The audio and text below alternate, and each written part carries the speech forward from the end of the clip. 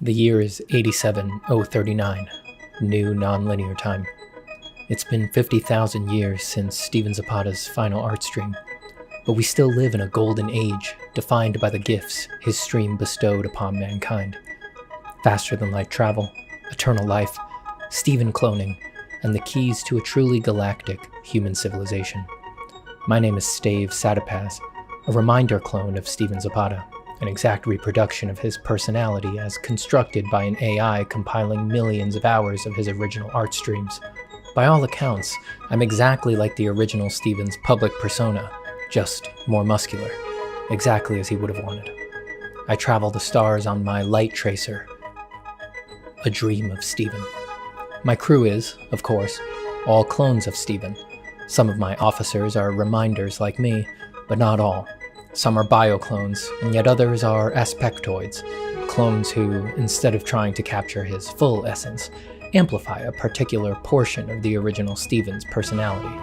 We've spent hundreds of years drawing, exploring, and philosophizing while snaking our way through the stars, spreading the good word of design. But we've had another, secret mission as we've cruised the cosmos. I seek information on the legendary originals, Steven Zapata's true drawings that he flung wide across the stars at the end of his life on Earth, never to be seen again. My crew thinks I'm looking for them for the same reason all the other madmen do, because they would be valuable beyond all reason. But they don't know what I know, that a critical mass of originals in the hands of a trained reminder can provide a psychic link to the original Steven mind. Once I collect enough, I'll be able to fulfill my destiny and achieve psychological continuity with the original Steven. And through me, he will live again to usher in golden ages of art forever. Drawing Ascendant, the eternal chronicles of Steven Zapata. Lasting Legacy 1, Epic 1.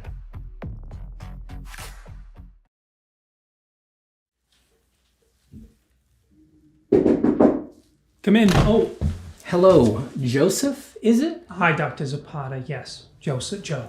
How are you? I'm well. What seems to be the problem, Joe? Well, I'm having difficulty drawing from imagination. Oh. Joseph, just so you know, that's totally normal. Why don't you tell me a little more about your problem?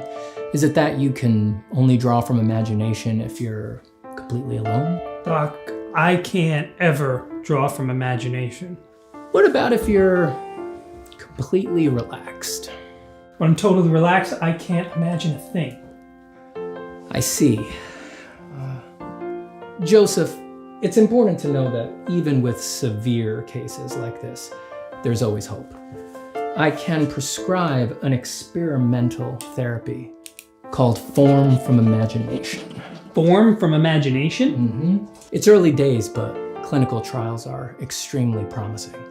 Why don't you try this for 6 months and then check back in with me? Okay, I'll do whatever it takes. Did you just draw this? Oh yeah. Wow, it's amazing.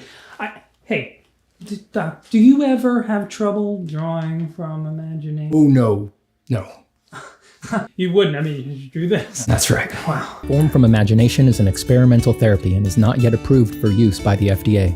Do not use Form from Imagination if you are already taking any prescriptions for drawing from reference, working side size, or tracing photos you didn't even take. Stop taking Form from Imagination if you experience any of these side effects: loss of interest in your personal projects, megalomaniacal self-confidence, hallucinations, unless they're the kind you're hoping for, drawing better than Steven Zapata, or feelings that purchasing the course was enough and you don't really need to do the exercises. Call your doctor if you have stiff gestures, flat forms, or boring ideas to address a possible life-threatening condition.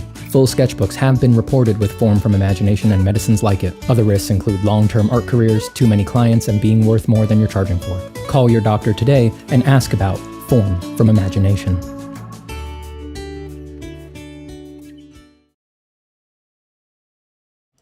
Well, here we are. Here we are. We are back to our glorious enterprise. Whoa! Shut up. Put my headphones away. Get them out of here.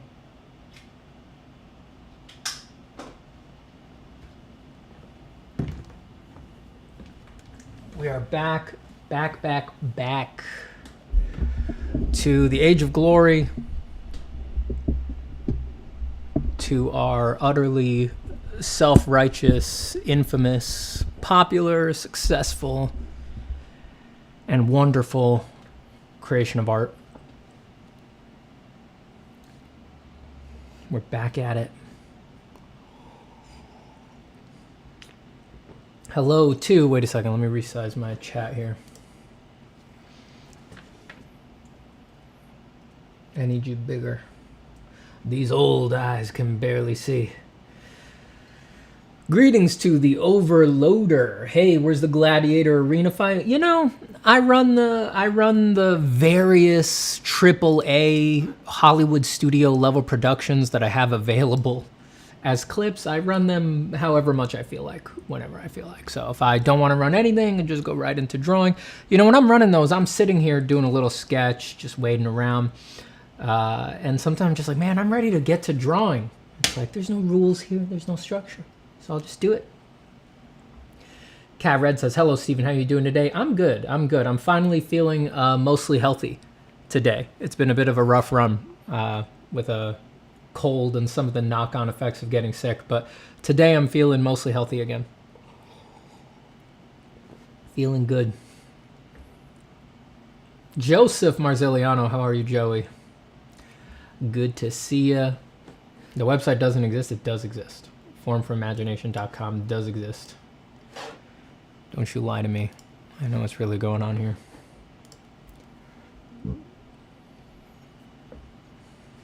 Did you guys do storyboard for this skit? No. No, we just wrote a script, and then, you know, my team is so experienced, so refined, so good at what they do that we just winged it without a storyboard. Hello to Cake, hello to Vega, hello to Kerschel, hello to Earth, the glorious planet Earth, hello to Bane, hello to Cake, hello to Reza, hello to Israel, hello to Vasil, hello to Horix, Sterling, Load Creator, a beautiful butterfly. Kyo, Isidoro, Act 1 Hero, Viscera, Jinro, AP, Sci-Fio, and Nyavilbo.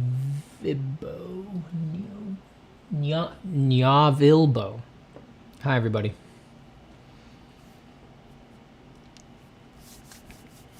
It's a wonderful day. Happy Monday. We're going to do some watercolors. We're going to do it real relaxing today.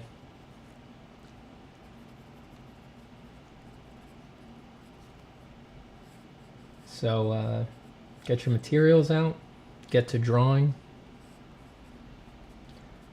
make some art. I'm having a good old time. I'm getting back into painting. Took a bit of a, I don't know, I'm feeling like I'm going to get back into oil painting.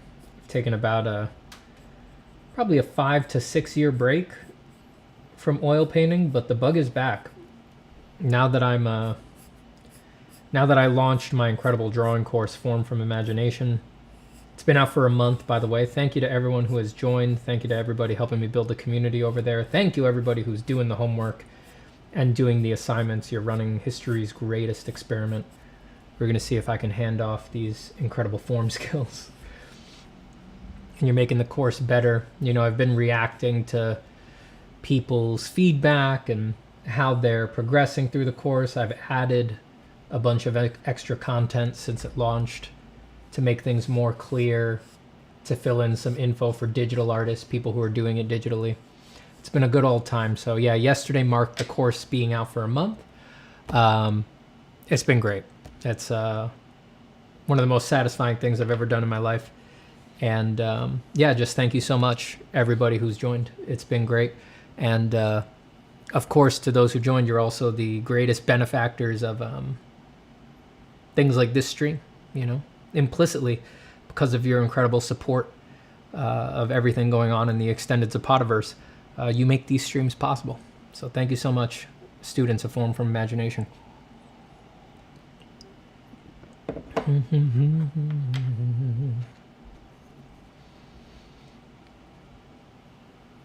Steven, please pat yourself on the head with the big hand. Good boy, Steven. You did great. No one else will give you your due props, but I know you've been very dedicated and very thoughtful and very helpful. You're a good boy. Good boy. Attaboy. Am I a little too quiet? Put this up. Hello, Lachos. Gills. Artibon says, Jesus is Lord. Jesus is Lord. Do you know that God gave you your gift to draw, Steven Zapata? Yeah, Artibon, I saw your comment on a previous stream where you were like, Steven, how dare you? You cannot worship at the temple of drawing. Don't you know that God gave you your the gift of drawing? Yeah, I saw that. That was good. But in all seriousness, Artibon, you defile the God of drawing with your slander. There's only one God alive here on earth, and there's only one real temple to worship at. The underlying God of all things. All of your beautiful temples across all the religions, they've secretly only been worshiping one thing. The art on the walls. The design of the buildings themselves. The answer was so obvious, and yet somehow you managed to miss it. So watch what you say to me, for you slander the real Lord with your thoughtless words.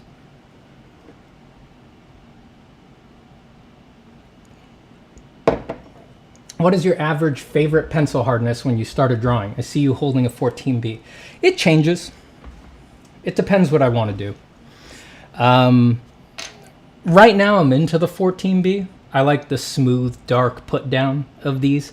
And because I'm planning on putting watercolor over a bunch of the sketches that I do today, having it really dark is nice because it shows through the watercolor a little bit. So it depends on what I'm doing. If I wasn't going to be painting or anything like that, this, just a normal 0.5 HB mechanical pencil, is by volume my favorite hardness to start with. It's both medium hardness and it's also very thin, so I can basically, if I could only use one art supply, it would be one of these. Not this one in particular. The body doesn't matter. It's the lead that touches the paper. But a 0.5 HB mechanical pencil, if I could only have one art supply for the rest of my life, it'd be one of these. I could finish any kind of drawing that I want just with this. It does it all.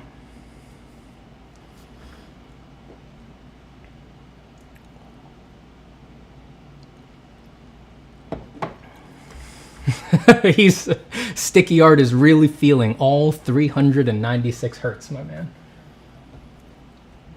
A charismatic host with a great sense of humor and killer drawing skills. Is there better content on YouTube? You could go try to find out, but I'll spoil it for you. There isn't. This is the best content on YouTube. You'll be hard-pressed to tell what you want more. You want me to just keep talking more? Do you want me to keep drawing more? It's like both are so good. Who knows what you would want to do, you know?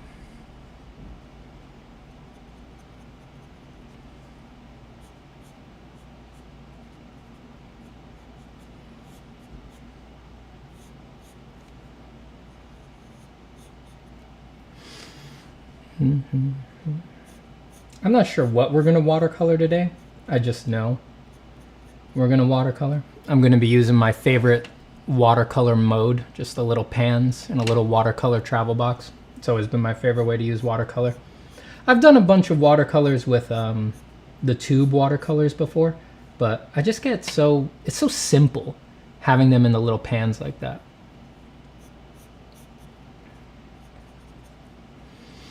Who is your favorite artist? A comic book artist, or do you have more favorite artists? I'm not actually that into comic books, and by extension, I'm not super into comic book artists. Most of my favorite artists are like fine art painters and draftsmen and things like that. It's probably...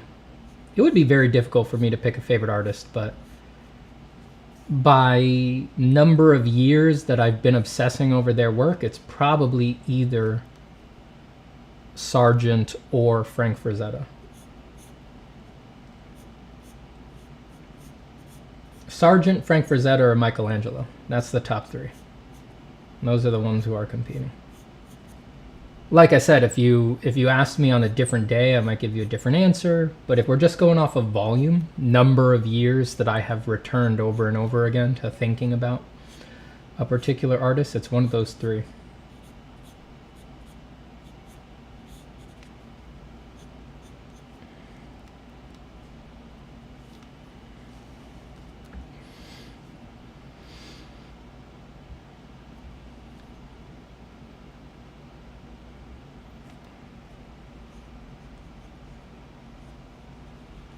Saman says, so I looked at more AI art. It's not bad. That's it. It's just not bad. And it's no longer improving. Well, don't base anything on you thinking that it's no longer improving. We don't know what it's going to do. I think it will definitely keep improving. I mean, it wasn't even on the map for most people up until this year. It came out of nowhere that strong. So it has been around for longer than that. If you were keeping up, if you were catching the initial stirrings of AI back like 4 to 5 years ago, you would have seen that, oh, it has improved. It has certainly improved. Da Vinci apparently blasted Michelangelo by saying his figures look like walnuts. Yeah, well, you know. That's Da Vinci, right? I mean, he can critique all he wants, but he did 14 paintings, so maybe a little less yappy yap, Leonardo, and maybe a little bit more drawing. All right, draw, Antonio, draw. Draw and don't waste time. I'm just kidding. I like Da Vinci too, but Da Vinci might have been more culturally relevant and like, not culturally relevant, but like currently, like, oh, you know, engineer, mathematician, all of that. That might be interesting for Da Vinci or be points in Da Vinci's favor, but who was the better artist? It's all subjective, but in my personal opinion, Da Vinci didn't hold a candle to Michelangelo. Michelangelo could draw circles around him, at least for the figure. Never saw Michelangelo draw a robot or a helicopter. But when it comes to the figure, Michelangelo could draw circles around him. And paintings, Leonardo's paintings are famous and certainly interesting technique-wise because of like what he wrote about technique. But just compare a Leonardo painting, just picture to picture, to a Michelangelo painting or to a Raphael painting, he was the worst of the three. His paintings were very brown and dull and boringly composed and everything like that. Raphael was the best painter of all of them. I mean, Michelangelo didn't even consider himself a painter. He considered himself a sculptor, which only adds to the glory that he was such a good painter. But yeah, Da Vinci was, you know, I think he was more about the fact that he was a socialite, very intelligent, and more interesting as a scientist. But that's like apples to oranges, you know. Michelangelo and Raphael did not pretend to be scientists or anything like that.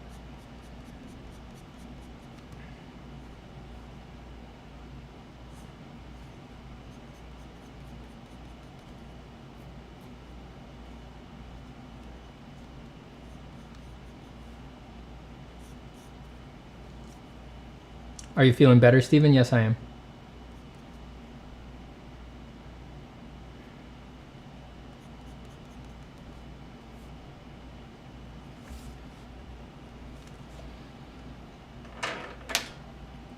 Even though I'm going to go over this with a watercolor, I can do a little bit of rendering on it and it'll still kind of show up.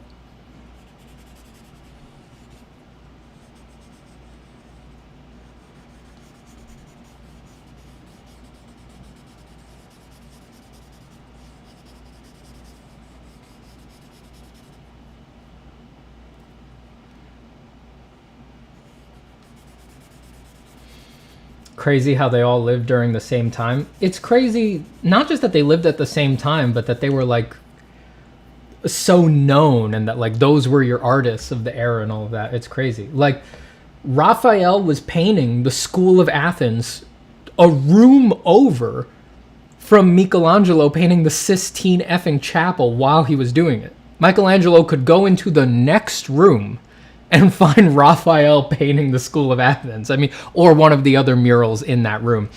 Like, what? That's crazy.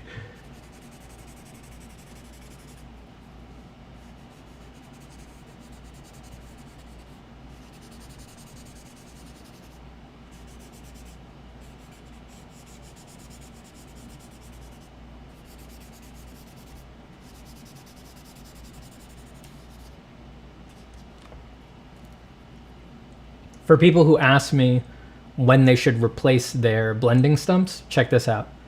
My stump just started fraying. This little lip came up. So this, like I've told you guys, this for me is when I start replacing them. This first little bit of damage will slowly start unraveling the whole stump. That's when I change them. Geez, I'm sorry guys. I really got to go use the restroom. I should have done it before stream. I'll be right back. Who's that, Steven? It's Gamghoul Steven!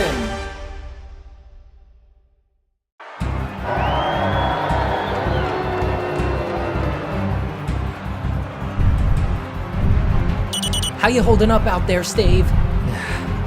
I'd say considering I'm fighting a Steven who doesn't draw, I'm doing alright, really. Ha! Just try to keep everyone entertained while you try to keep your head. I need more time in Cathar Steven's palace. I know the god graphite is here.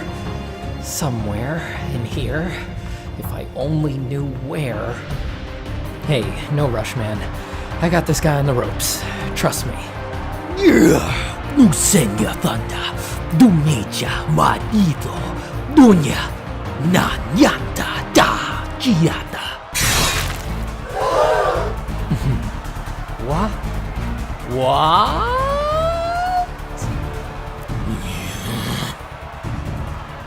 It's Incanthia, great sword of the Black Fountain. He really does have it.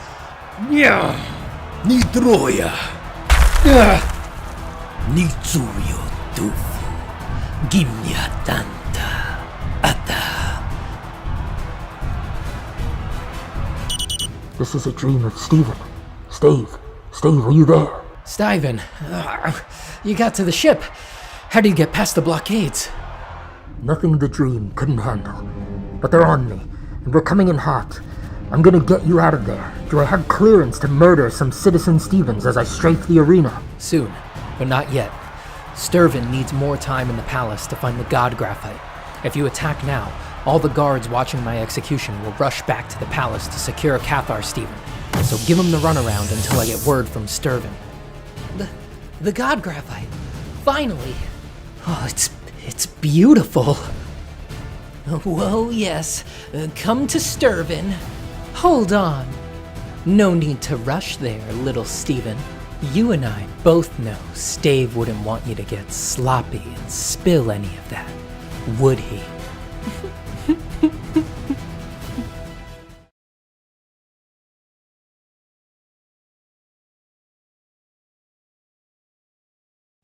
Incredible content. Incredible content.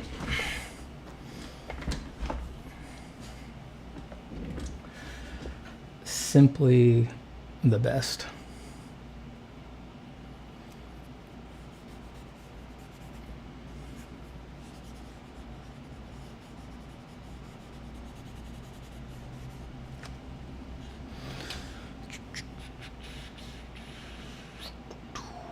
Whoa. Oh man, not again. Friggin' thing.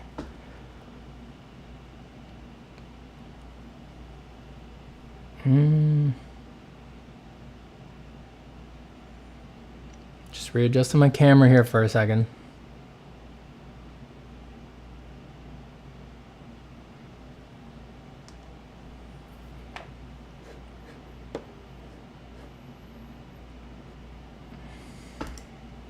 See if I can get my, I don't know, I could just push this away. That should get the cam out of the shot, yeah.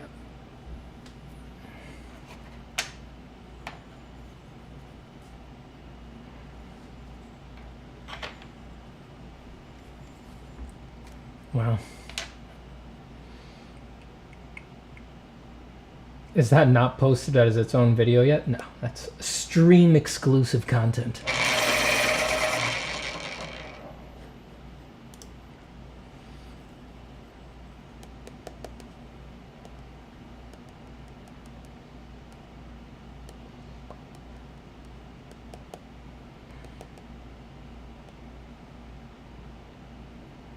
Call it whatever you want, Bane.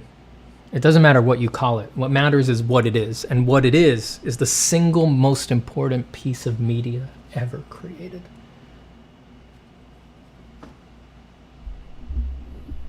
Steve Arella.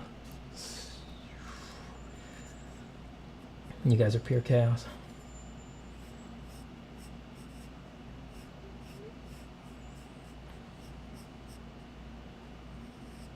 Someone on stream called her Sheevan once, and that stuck with me. When I read that, I was like, yeah, that's probably it. It made me laugh.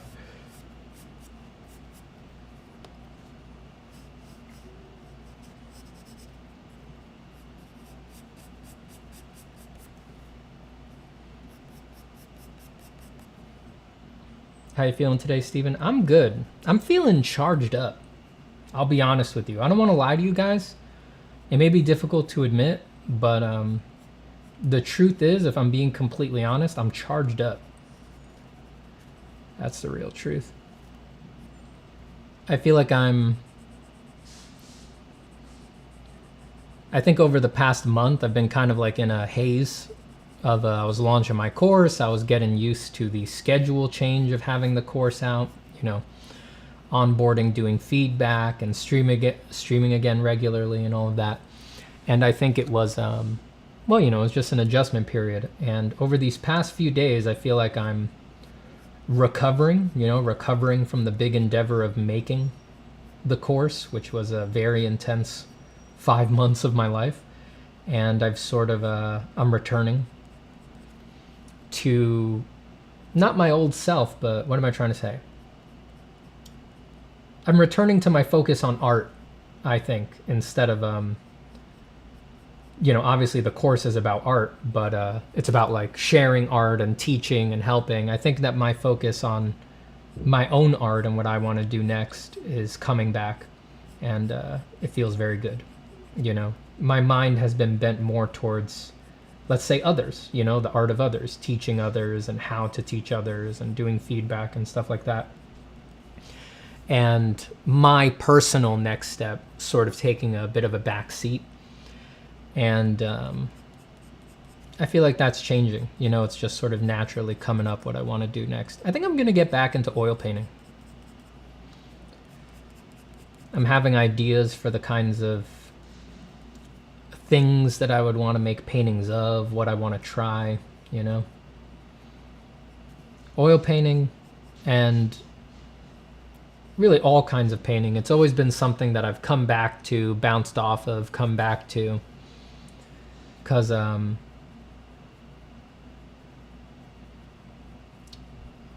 always been searching for what do I want to say with a painting that I can't just say with a drawing, you know? That's been a long journey for me, and one that I'm still in the middle of.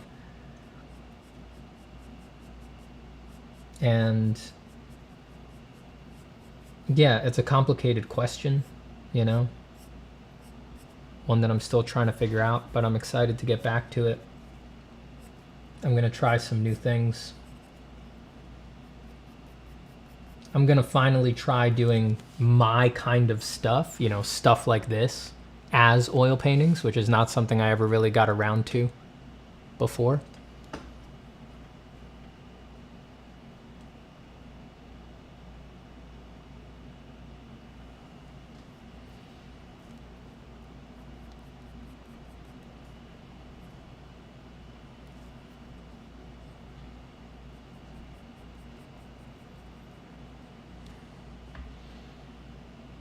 Well, if it isn't Jesus Christ, if it isn't our Lord and Savior, Jesus Christ, well, well, well, if it isn't the Son of God.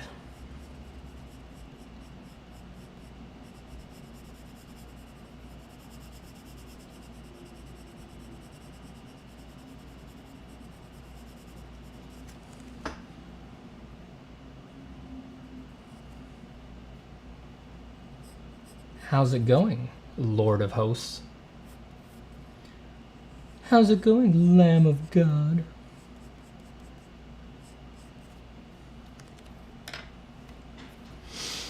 Have you tried mural art? No, not really a muralist by any means.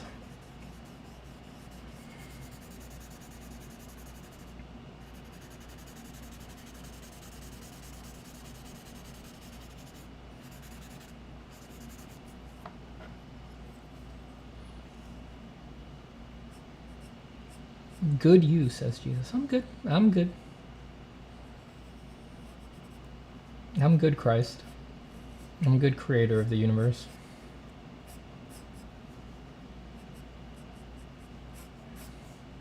I'm good, that for which there is no witcher.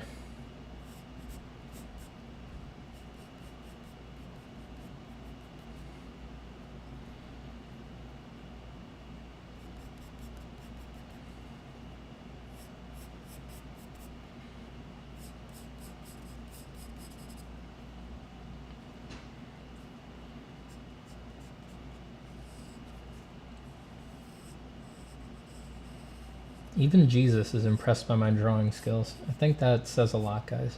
I think that really says a lot.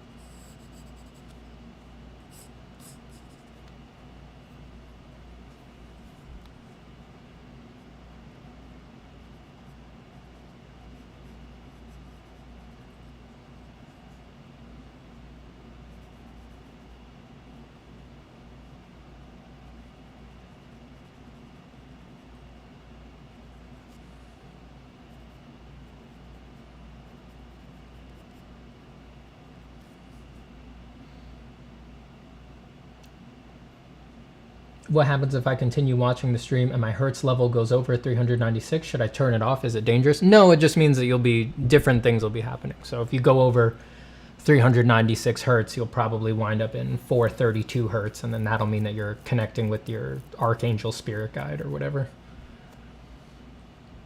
Will you be streaming your oil painting process too? That would be highly interesting. Yeah, I mean, I'll stream anything I do, you know.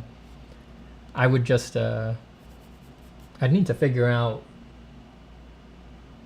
what the setup would be. Yeah, I'll stream it, because, I mean, there's nowhere else I would paint. I'd either need to work pretty small and do it here just like I'm doing one of my drawings, or I'll kind of clip my painting to a board, and then I'll put the camera over my shoulder, and I'll point it at that. But I'll stream it. The most exciting thing for me about getting back into painting is that I suck at it. It's fun to go back into a realm where it's all worry and mystery again, you know. That's the best part of art.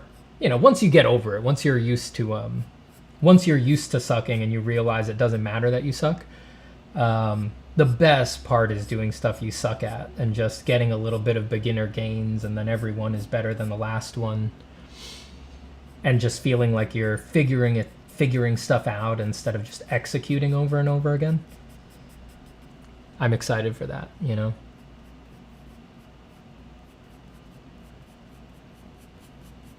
I don't have that with pencils anymore, you know. With pencils, I just always have the feeling that I can do whatever I want. If I can imagine it and if I think it through, I can achieve whatever I want with pencil. That's possible for pencil. So it doesn't have that, the fun suckiness anymore.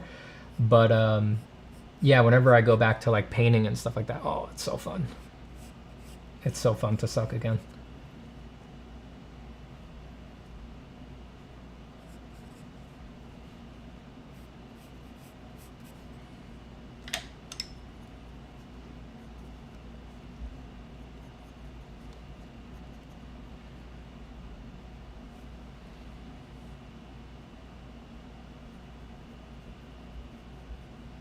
Where did you learn oil painting, Steven?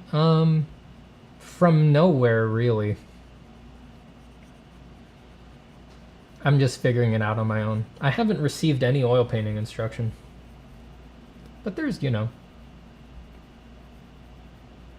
with the internet, you don't really need too much direct instruction. I wouldn't be opposed to it, though. If I got really into it and I found I really just didn't understand something, I'd totally go to a teacher or something like that. But for now, if I'm just like, you know, what the heck is medium supposed to do? Or how do you use glazing medium or something like that? If I have a question like that, I just look it up on YouTube, you know? I'm also going to, this next wave of attempts at painting that I'm pretty sure are coming up, because yeah, I'm just very excited for it. I'm going to try indirect painting for the first time in my life. The rest of my experience with oil painting and all other kinds of painting, really, it's all direct, you know, painting full color, you know, trying like an idiot to be like Sargent or other alla prima bravura painters and stuff like that. This time I'm not going to do that. Well, I will do a bit of that, but I want to try indirect painting for the first time. So I'm going to attempt doing grisaille and then letting the paint dry for a very long time and then doing color glazes over top. It's a very old way of painting and it's not exactly in vogue, but the more I've thought about it, I'm like, that makes more sense for me than the other way, because I'm a very patient artist. My pencil drawings have taught me to spend a very long time on things. And yeah, I think that it feels more like the way that I build up a pencil drawing than direct painting does. So I have high hopes for indirect, but we'll see. I think one of the reasons I've always bounced off of painting is because I tried to do it direct, just because people told me that's what's right or cool, you know? Time to get away from that. Screw all the rules. Screw everybody.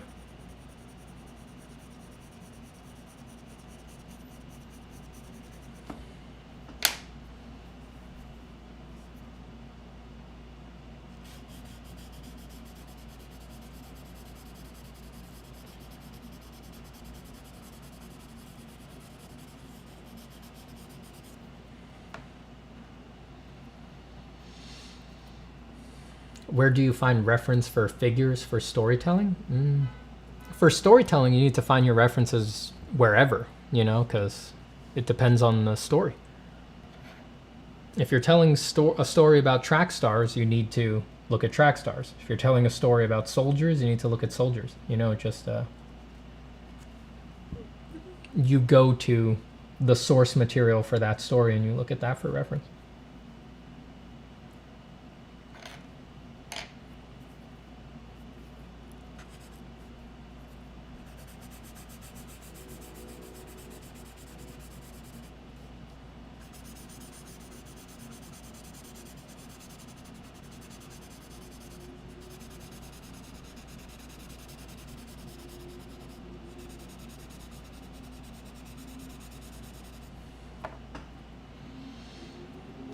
Do you know Andrew Tischler? And if so, what do you think of his art? I don't know him personally or anything like that. He's a bloody good landscape painter, that's for sure. I've only seen a couple of his YouTube videos. I saw one where he was doing some plein air painting, and I thought the example he did in that video was really good. He's a bloody good landscape painter. But he's bigger than me on YouTube, so of course I hate him. However great a guy he is, or however helpful he is, numerically speaking, he has more subscribers than me on YouTube, so he's my enemy. I loathe him. Also, he sucks. It's that simple. It's not complicated.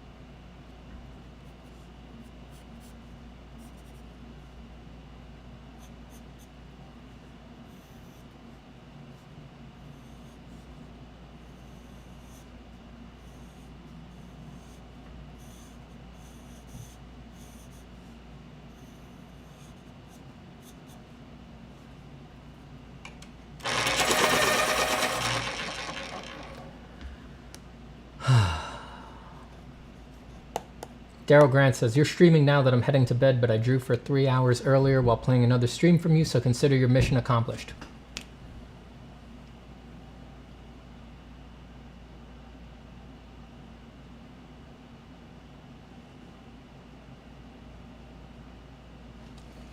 Mission accomplished. Mission accomplished. Target neutralized. The target in this case is a lack of drawing.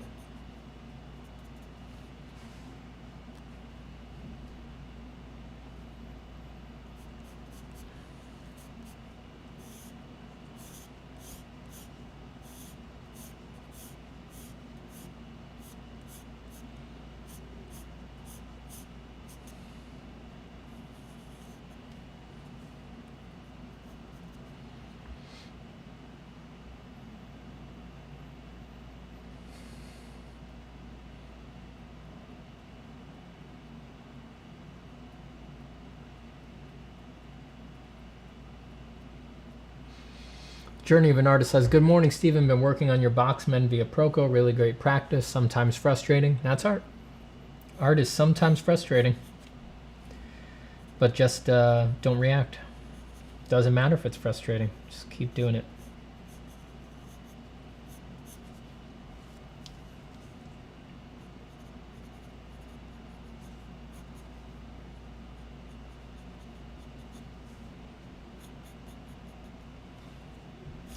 I was, my family's moving, so I spent the weekend over at my sister's place helping pack up her and my mom as they take off. They're leaving the New York area. So it was a big move, sifting through everything. A lot of emotions, Goodbye, family. Goodbye. But, went through a lot of stuff, found a lot of great old pictures, a lot of old relics, and looked through a lot of my old art.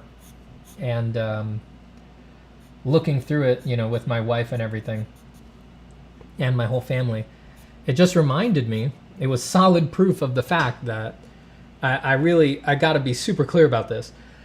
Me, for example, I was horrible. I was a truly bad artist. I have no talent. I had excitement. I love drawing, but I was not a talented artist. And I was really bad, even after I'd been drawing for years. I mean, I was drawing extremely poorly even at 18, 20. I was extremely inconsistent throughout college. Just not a talent. Not great. But, you know, I was looking through all those old sketchbooks and all those old pieces, and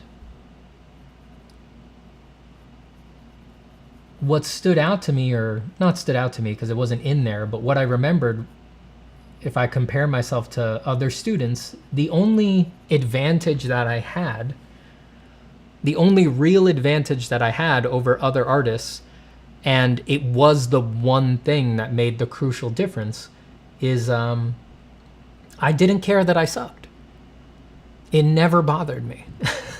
It never bothered me that it wasn't great. Obviously, I wanted to be better, and obviously I experienced frustration, but a lot of people, seeing that they're no good, it goes to a next level where they think that means that they shouldn't be doing something, or that they need to find a completely different way to do it, or they stop being creative, they stop creating their own art, and they start only studying and things like that.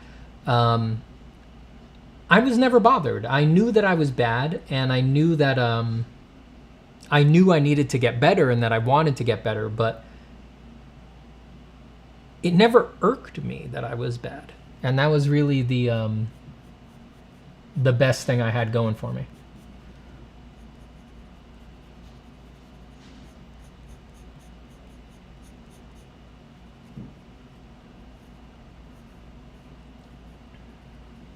The fact that I was no good, like, didn't factor into any of my my decisions or my emotionality or anything like that.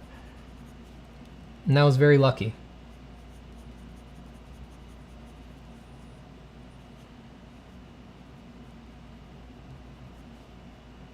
I'd recommend it to anybody.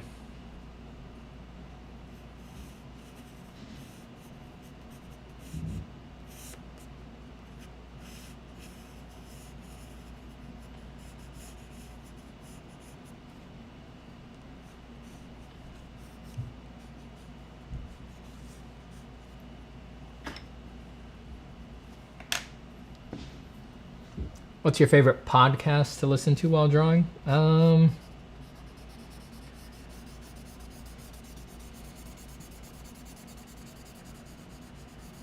know. I'm really more of an audiobook guy than a particular podcast kind of a guy.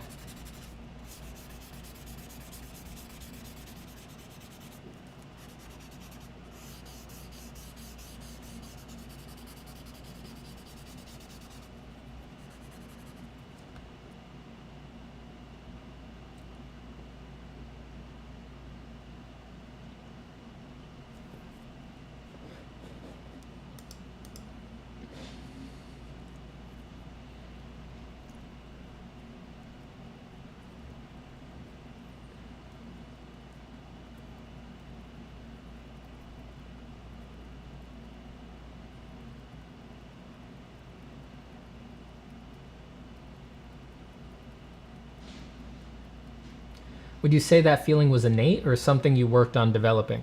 I think it can be developed. You know, I kind of base my YouTube on the idea that that can be developed, but for me it was, well, I wouldn't say it was innate because I definitely remember times where it either faltered or was like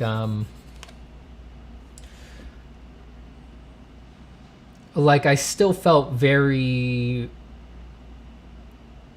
worried about art, you know, about my trajectory or how things would shake out. I can remember some times like that, you know, but it always I feel like it was always about other stuff, like if I would fit in or if the industries would accept me or if an industry would fall apart or something like that. Like the moments were more like that. It was really rarely just didn't care that I was bad. I don't know how else to put it.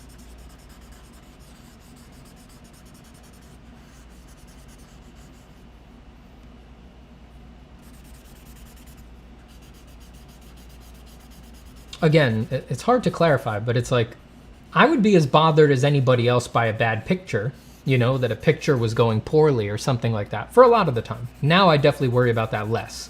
So I think that can definitely be developed. But when I was younger, I think I worried as much as anybody else, or was as frustrated as anybody else when a picture was going poorly. But it didn't matter how poorly a particular picture was going, and you can only ever be doing a particular picture. It never felt like that should change my path or that it mattered in some ultimate sense.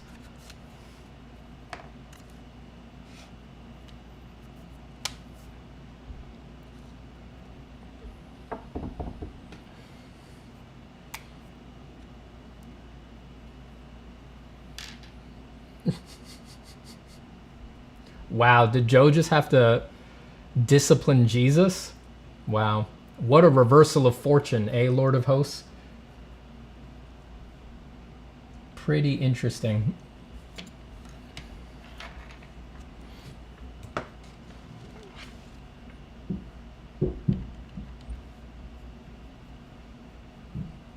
We're probably going to do more than one little watercolor sketch today. This will just be the one that we start with.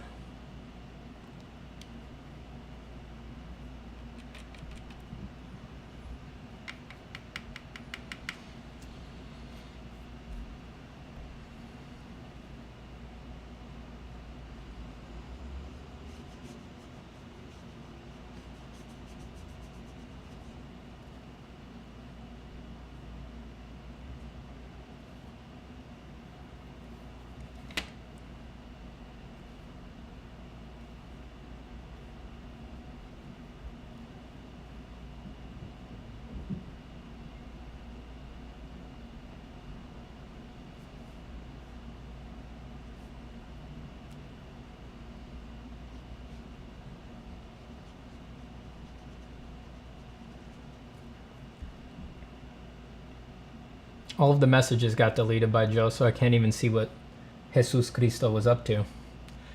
Did we work him up into one of his manic episodes? Did he start foaming from the mouth and jabbering about how he's one with God? Is that what he started spamming about? I and the Father are one. He who knows me knows the Father. I go now to prepare a place for you. In my Father's home there are many rooms.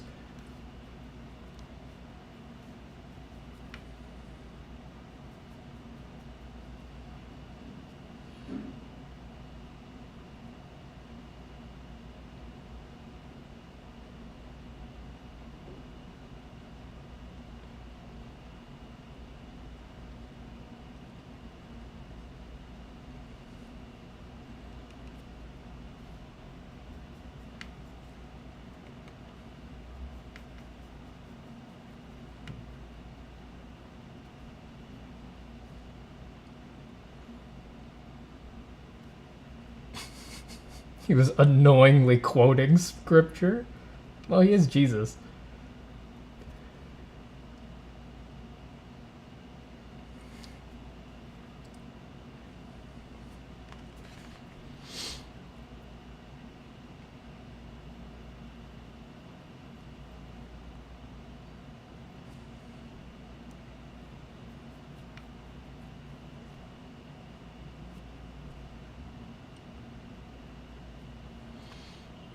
My whole body hasn't regenerated, and those look like Derwent ink tents and not watercolor, reporting the stream for terrorism. Yo, get reported. It is the Derwent. But these are watercolors. If anyone's interested in the brand I'm using. Derwent ink tents. Yeah, but they are watercolors.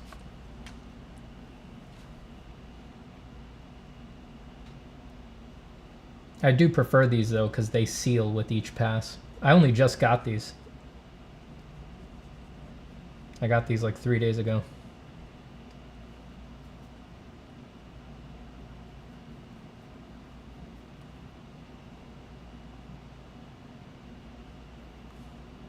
But yeah, like on the box that they come in, it says aquarelles. They call them aquarelles.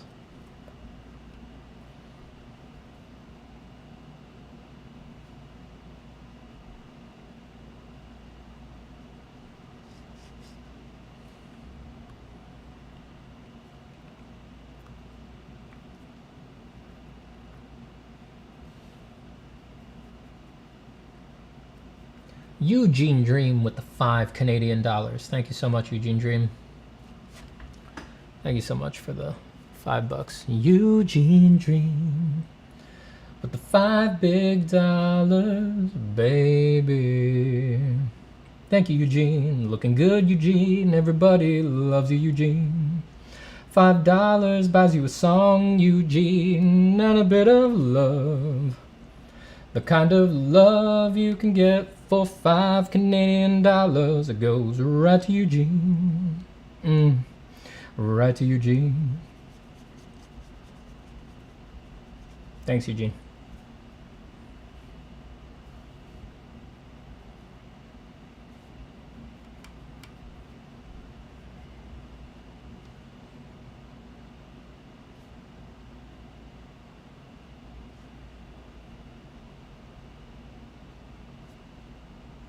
On a dark desert highway, Eugene Dream in my hair, warm smell of colitas rising up through the air.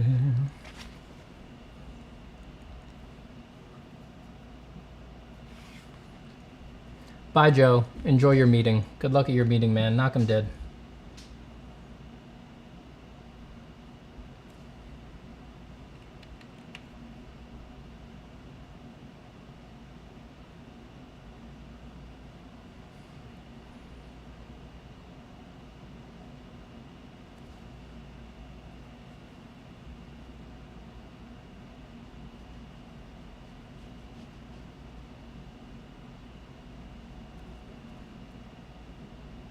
Damn, do we get a serenade for donating? Yeah, I'll busk. I don't care. I'll never take drawing requests, but If you give me money, I'll sing you a song, sure, whatever.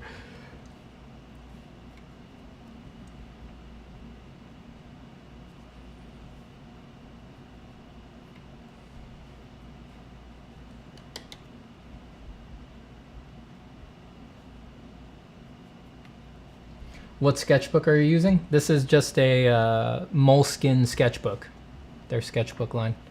It is not meant for watercolor, so you're going to see the paper buckling a lot and stuff, but that's all right. I don't care.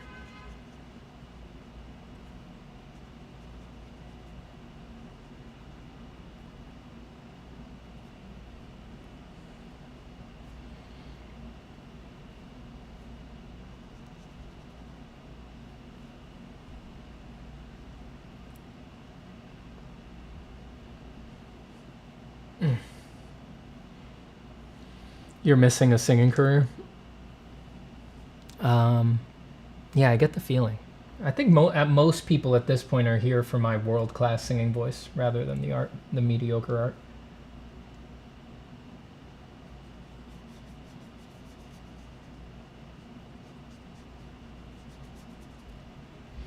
Do you take song requests? I don't think I know a lot of songs, unfortunately.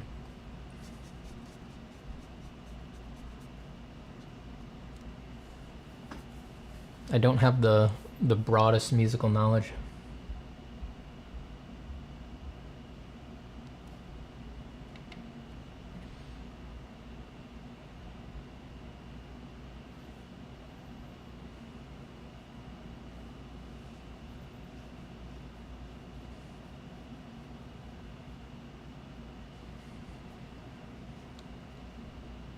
Singing from imagination one. Yeah, that's my next course.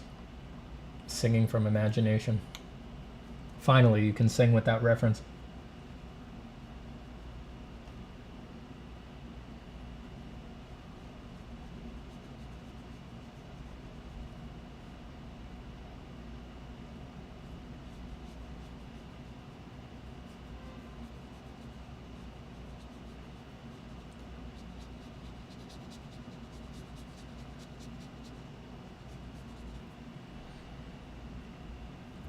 I didn't know you could be this precise with watercolor. Watercolor is a great medium. It's probably my favorite besides pencil. I don't consider myself good with it. You know, I do very like color inside the lines work with watercolor, but it's so relaxing, you know. I really love watercolor. I've been doing it for a long time. And I've never done like a quote-unquote serious picture with watercolor. I mostly just use it in a sketchbook capacity. It's fun for doing thumbnails too, for bigger paintings. I've used watercolor to do planning sketches for a bunch of digital paintings in the past.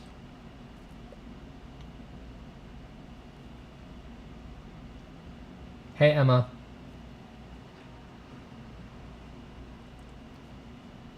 What up?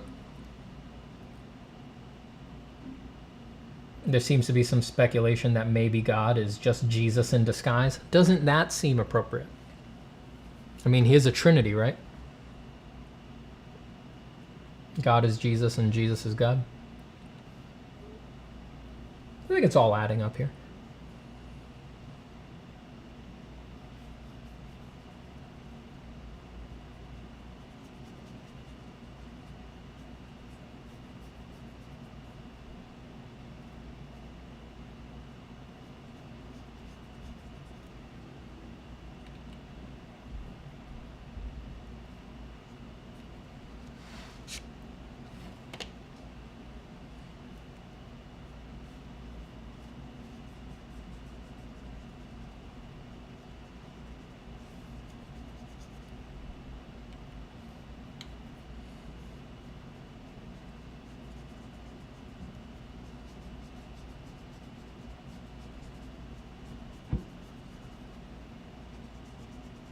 Man, I drank way too much coffee. I gotta use the restroom again.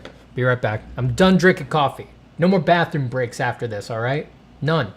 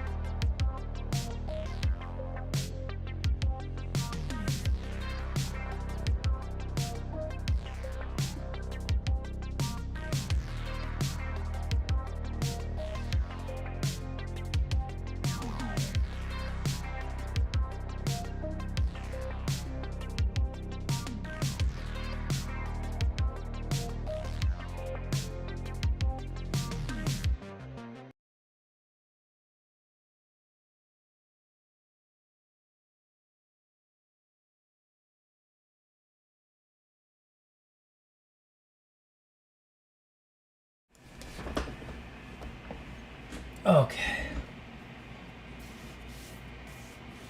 How you been? I'm good, Emma. I'm really good. All right. Jesus and God. I'm going to tell you one more time. I'm so sick of having to tell Jesus and God how to act, all right? Because if anyone should know how to act, it should be Jesus and God, the source of objective moral values, right? Because without them, we have absolutely no basis for grounding on objective morality, right? So they really should know exactly what to do. But wouldn't you know it, here comes me, a secular being, needing to project secular, sensical values onto what God and Jesus want. So here we go. It's just the way history's always gone. So I'm going to tell you, Jesus and God, shut up. Jesus, Lord of hosts, shut your mouth. God, the Godhead, the source of creation, that which activates my virginal point and who is creating me moment to moment, shh.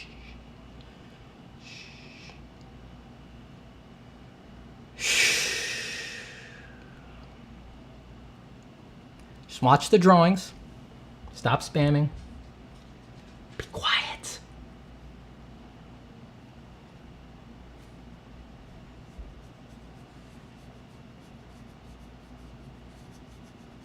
And you will find that I'm very tolerant, a very tolerant person. And you have to not get upset about how I'm treating you, because if you get upset, that means that you're less tolerant and calm and peaceful than I am, which of course makes no sense, right? Because you're the source of all tolerance, peace, joy, and love. So you can't be outclassed by a normal human like me, right? So by definition, your tolerance, your forgiveness, and your abiding must be infinite and infinitely greater than mine. So sit there, be calm, or you're out of here. God.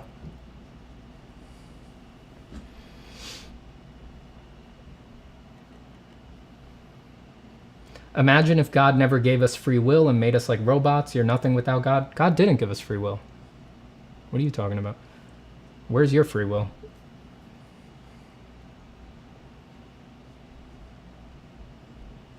You're barking. That's the wrong tree to bark up with me, because I'm already on the record saying I don't believe in free will. So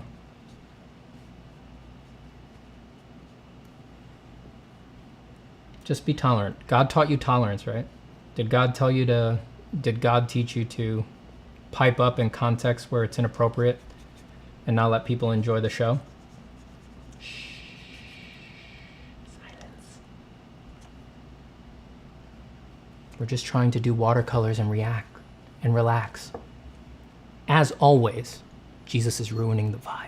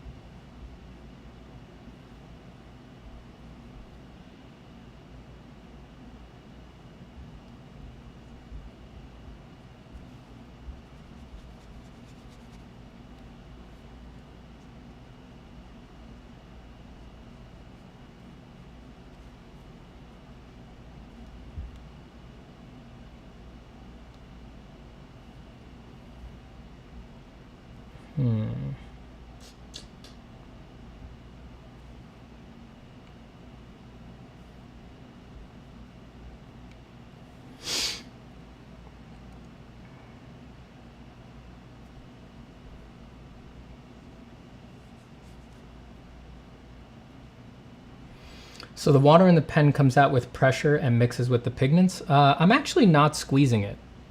The water just sort of automatically gets pulled out of it as the tip gets dry. If it feels really dry on the pan, I'll give it a squeeze so a bead of water comes out. But for the most part, you don't need to squeeze it.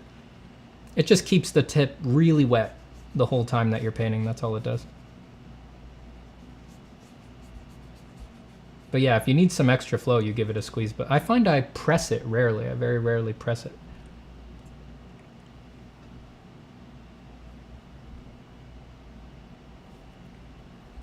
All right, I gave you a warning. Goodbye, Jesus.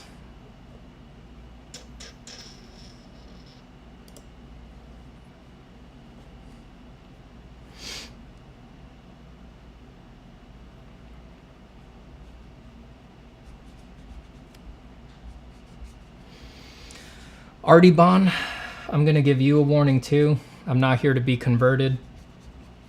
If you try to make me believe in your God in chat again, I'm going to time you out. And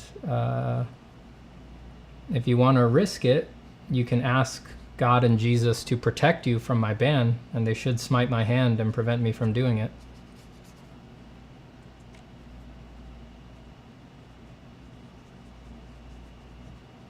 But I'm just going to kindly ask you to stop. And if you're a true Christian, you should abide by my peaceful request and leave me be.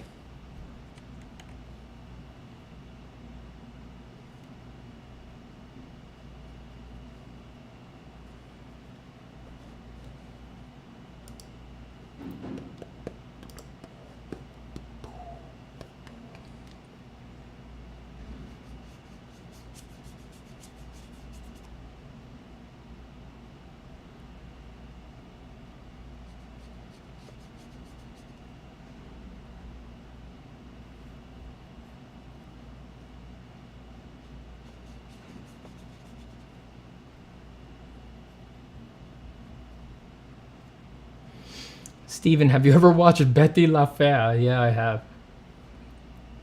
Yeah, I was never into telenovelas personally, but when Betty La Fea was big on televisión and my family was watching it, I caught pieces of it.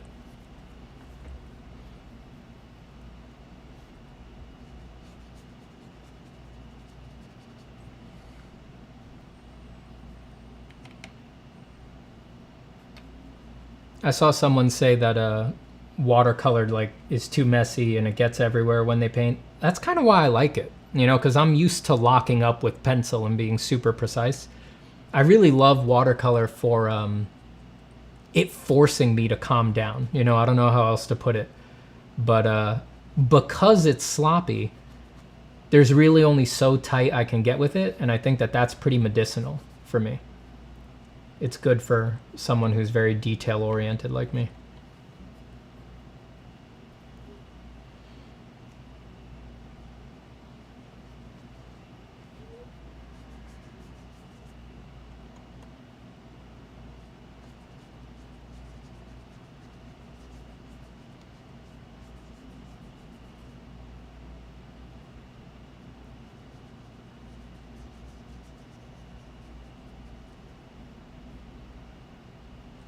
Hey Steven, have you tried drawing Hindu temples? They are awesome pieces of architecture. Man, I do love them for the way they look. They're would be very hard to draw though, especially the ones that are they're covered floor to ceiling in sculptures and paintings. Very hard to draw, but beautiful, beautiful aesthetically. I love them. I also love the Thai and Balinese temple design. Love that stuff.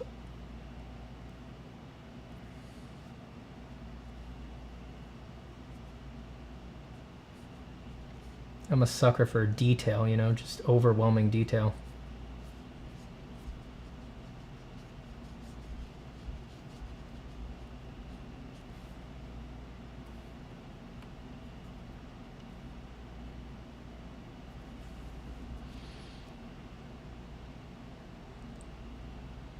Oh, yeah, okay, I will. But I just wanted to let you know, and one day in judgment, you will face him. Everything in this world is spiritual. Nothing how happens out of coincidence. I mean, it's a beautiful sentiment, Artibon. And I think it would be really, really kind of nice to face a day of judgment, you know? To just know way, way deep down, ontologically speaking, what the heck is going on here, what the mystery that is existence and consciousness actually is. Even if I were to be burned, scorched, flayed eternally by the unending evil of Satan, as I was writhing in pain, as I was screaming in my sin, deep down, way, way, deep down, if there was any part of me that was still me, there would be a peace in knowing. It's a beautiful sentiment that you expressed. Unfortunately, you didn't heed my warning, so goodbye. I tried to help you.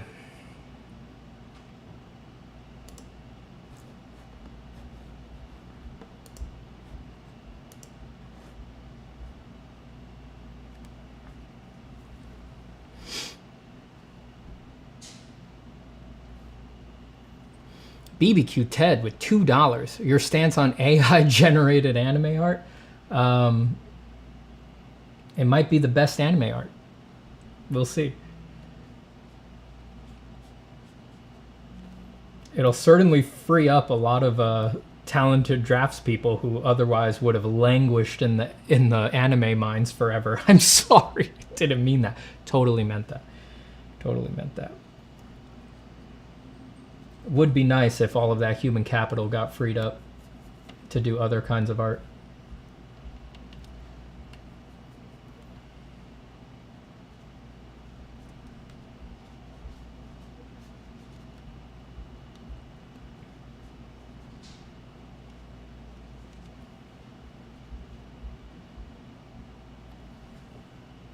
It's like, certainly we need a few anime artists. It makes sense there's a few. Do we need 500,000 anime artists? I don't know.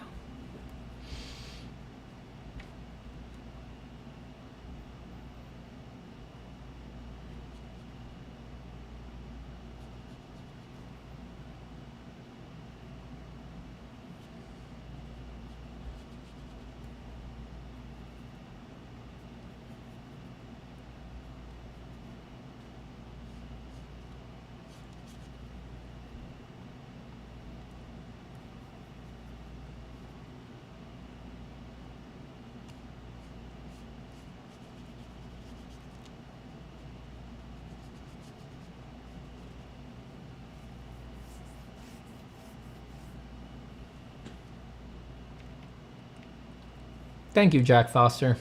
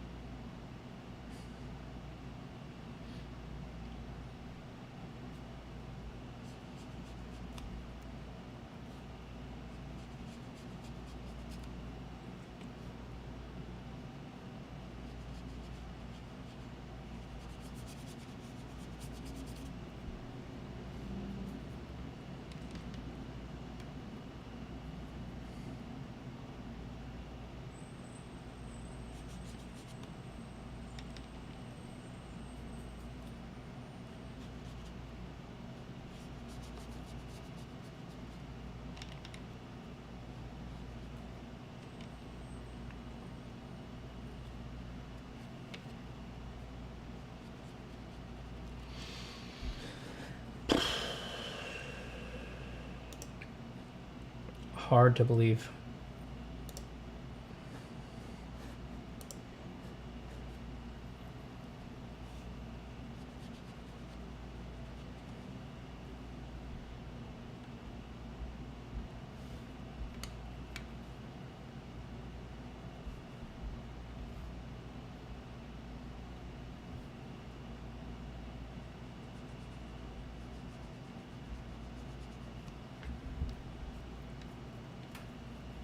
Do you have mods, Steven? I have a couple, but they're not here right now. It's up to me to persecute Jesus.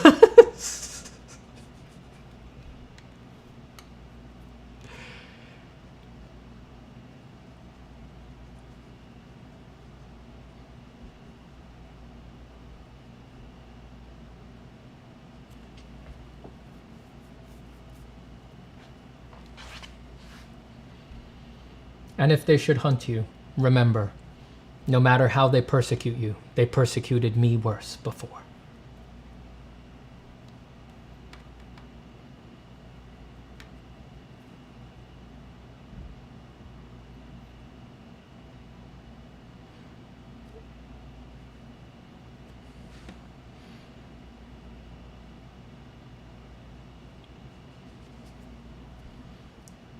Can someone become a good artist without knowing fundamentals? Yeah, someone else said after that, you need to find out, you need to know your definition of good. There's plenty of good artists who don't really engage with, you know, attractive shape, line, form, and rendering the way that we traditionally think, you know? It depends on your definition of good. It depends on your goals.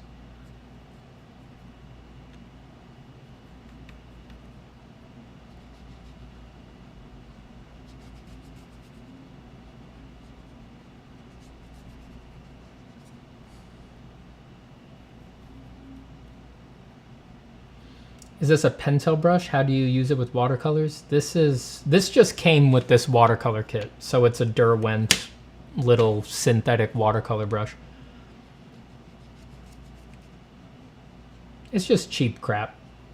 And you don't really have to do anything to it. The water in the barrel just keeps the tip wet, and you just dip it in the pans and it all works out. When I'm using watercolor, 9 times out of 10, I'm using one of these water brushes instead of manually dipping a brush.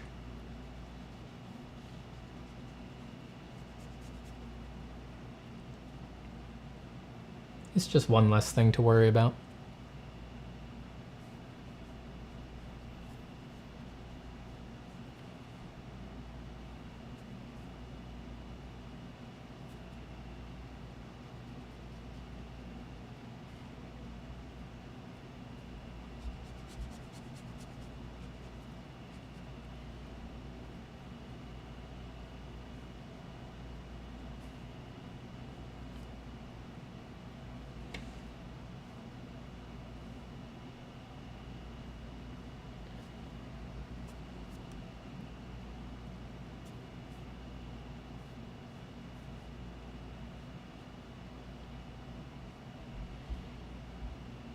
All right, let's let this dry for a minute, and then we'll try to unify it with some shadow shapes.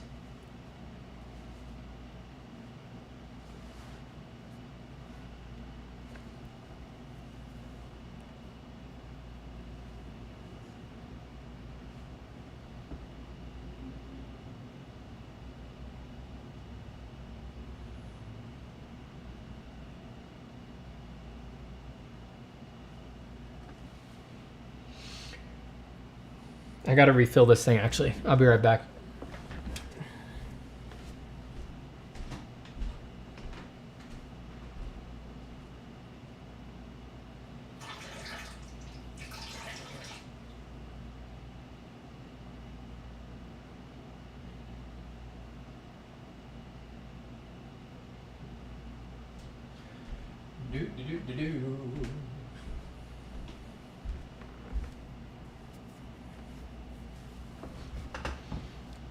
The coloring is giving me Lego vibes. I love it. Yeah, me too. When I do these watercolor things, I like to just go super saturated. I think of it as kind of like 80s, you know? I'm usually thinking of Frazetta with the colors. You know, he wasn't afraid. He used like a Mickey Mouse watercolor pan set to do all these little watercolor thumbnails in his sketchbooks and things like that. And he's my main inspiration for things like this. It's just so free and uncaring, and that's the space I want to be in. That's the space I want to be in. I'm just letting this dry, so I'm going to chat for a bit. Have you ever had any interest or experience in 3D modeling, sculpting? For sure, yeah. I've done a lot of it. Not anything super serious, but I learned it in school, a little bit in school, and then I used it on the job a lot. You know, people had to give me 3D models to begin jobs, or I had to make them for references, for scale or environments or things like that. Have you tried ballpoint pens for sketching? Yeah, there's a recent video on my channel where I do a bunch of heads in ballpoint.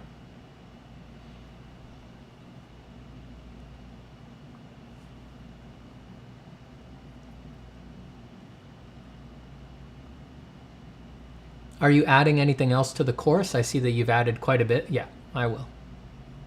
I have plans for a bunch of stuff. I'm gonna add, I have a few more pieces of digital content I plan on adding. Like, that is to say, advice for people trying to do these things digitally. So I have some digital demos I want to add. I also have a bunch of stuff I want to add to the design theory section. I'm going to make like some breakdown videos on great moments in form. So I'm going to look at some of my favorite pieces of art, sort of give you a tour of how I think of them, or how I think of the form in those pieces.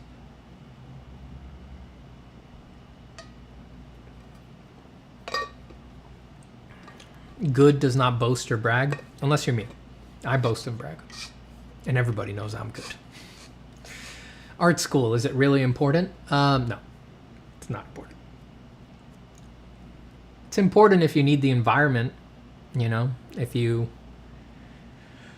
find that you want companionship, that you want to be buddy-buddy with people. It's very useful there. Hey, it's Amber. How you doing, Amber? Have you tried kit bashing or photo bashing in your personal projects? Not in my personal projects. For work, but not for personal stuff. Ever considered creating a graphic novel or working with sequential storytelling in any way? Yes. I've toyed with doing a graphic novel before, but I don't actually think it's my language. Like, I think my brain is going to it because I'm like, oh, I have a story in mind. How do people tell stories with a comic book, right? But something doesn't quite sit right with me about it because I want to do it. And then I remember, like, I don't read comics. I don't particularly like comics. Why do I think I want to make one? You know?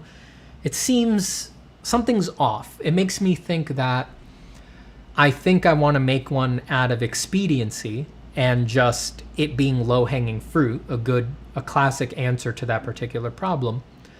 But if I think things through, maybe I should be doing something else. Maybe I should be making like something like the Drawing Ascendant stream thing. I should be making like an animated animatic with voiceovers and things like that, rather than making a comic.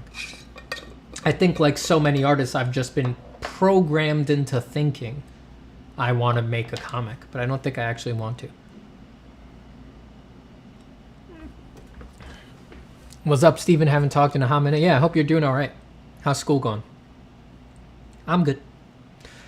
Put my course out, streaming, chilling, handling some life stuff, same old. Going back to when you were talking about moving, how would you cultivate the attitude of not caring about sucking? I think that my YouTube is the long answer to that short question. Go through not the streams, but the pre-recorded videos, like the classic YouTube videos on this channel. I talk about that stuff ad nauseum. To sum it up, ask yourself over and over and over again, why would it matter if I suck? Ask yourself that over and over and over and over again and see if you like the answers you give yourself. See if they really make sense. See if they hold up.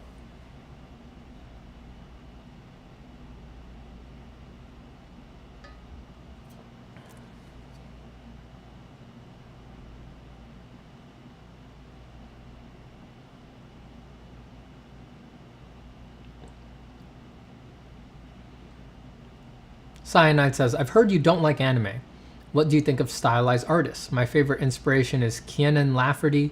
Is his work just worse for having certain anime traits? I don't know his work, but if it has anime traits, then yeah, by definition, it's objectively worse. And I don't know what mistakes he made in his life to wind up going with that style, but I think it's important for all of us to have compassion because you don't know what Huion has been through, right? He might have been through some extremely difficult or distracting times that made it so that he couldn't put his full thought behind what he was doing in art. He lost focus, drank the Kool-Aid on some things, wound up accidentally adopting some anime traits. Is it a mistake? Absolutely. But can we blame him for it? It's like, how blameworthy are any of us for our thoughtless choices, you know?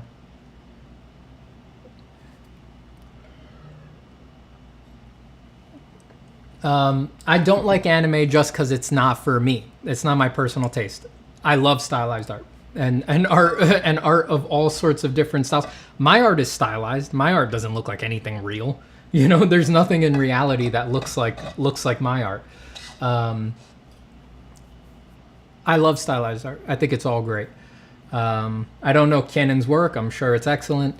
When I say I don't like anime, I don't mean I don't like anime as art, like as an art form. Like whatever anyone wants to do with art is totally valid, and they should do it. When I say I don't like anime, I mean I don't like anime, like the shows. Like I don't watch anime because that's like asking me, how come you don't like infomercials? How come you don't watch the Home Shopping Network all day and all night? I mean, it's great, and those people really work really hard on those channels, and they're really good presenters, and they perform really, really well, and a lot of the products that they show are super interesting. It's like, I just don't like it. It's not for me. It's not for me. That's what I mean when I say I don't like anime. I think your stoned face reactions kind of sort of catch people off guard. Yeah, I know. I know sarcasm is the last thing that belongs on the internet because people misinterpret it, but I'm not on the internet to change who I am or to act a different way. I'm always just gonna act like me. If I start faking it or acting different, I'm just not gonna do this stuff. I'll cancel the streams. I'll stop being on the internet if I have to fake it. I'm all about the purity of expression. So you're gonna keep getting the sarcasm.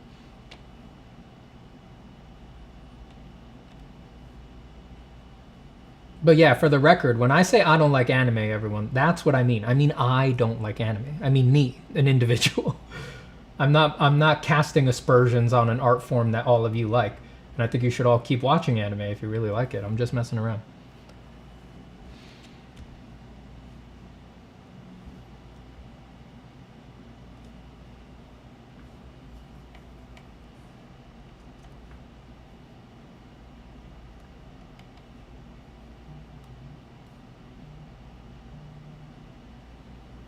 Hold on, my phone's ringing. Let me make sure. Just get it over here. No, I can't answer that.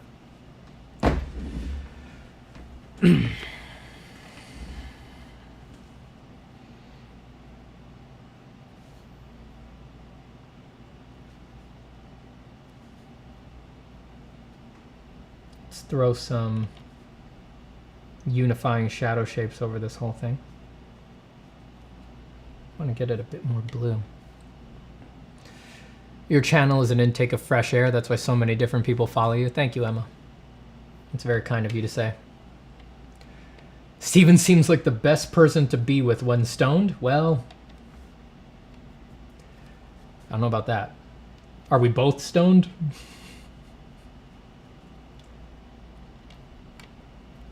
I wouldn't describe myself as highly functional in that state.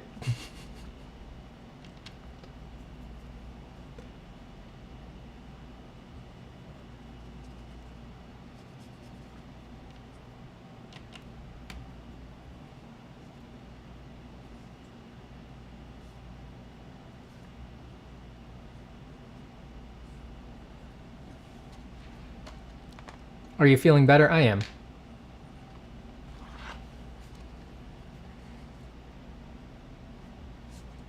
Feeling much healthier today than I was last week.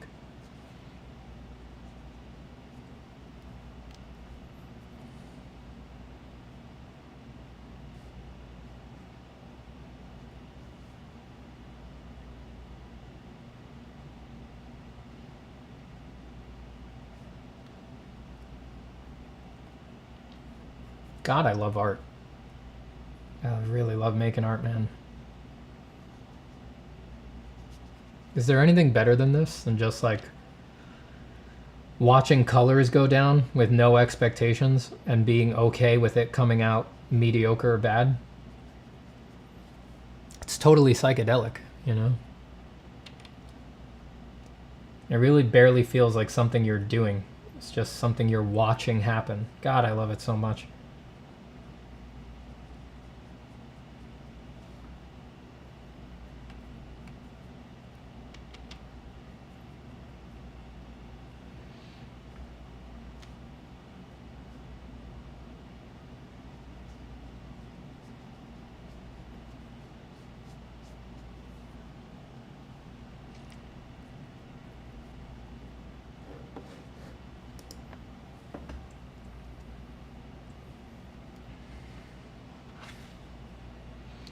Is there a real direction, anatomy, perspective, composition? What should we follow? There is no real direction. I would say the universal first step for any artist is to ask yourself in a very serious way, and in a way that takes a while, like literally spend maybe a couple weeks trying to figure this out. What do you hope to do with art? And answer that in as broad a sense as possible. Do you care if you make money? Do you need it to be a career? Do you need glory and love from others? Do you need to work on projects? Do you need to be well known? Do you need to do fast pictures, slow pictures? Are you a person who cares about volume, or are you a person who cares about... Ask yourself this question. Do you need to do 1,000 good paintings in your life, or would you be happy if you just did one excellent one? Would that be enough? Ask yourself every possible real question about what you want out of art. I think that's step one for most people. And you can change that. You can answer all of those questions and then decide a month later that you've changed your mind. But I think if you go through the process of coming up with answers for those things, when you then ask yourself, what's the path? It'll answer itself. All of a sudden, you'll be very clear on what you need to do next instead of being confused.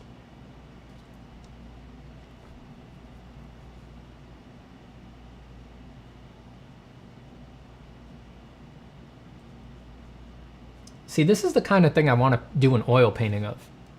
I want to do an oil painting with all of these 1970s, 1980s, really saturated like CMYK colors. This is the kind of thing I want to do an oil painting of.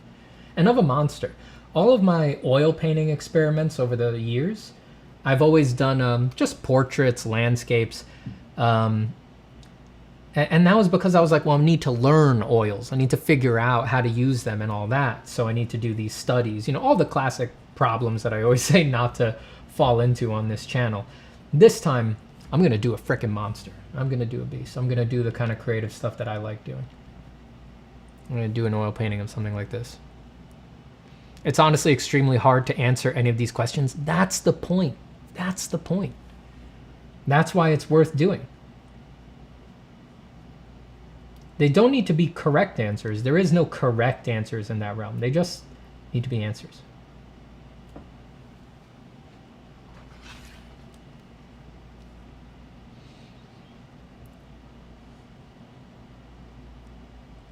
I am really unable to enjoy the process. I just think about the finished product. What should I do about it, Steve? That may just be the way you interact with art. It may not be something that needs changing. I think that's the more rare way to interact with art, but I have to say from personal experience, I have met artists who, they really don't, just like you said, they're not about the process.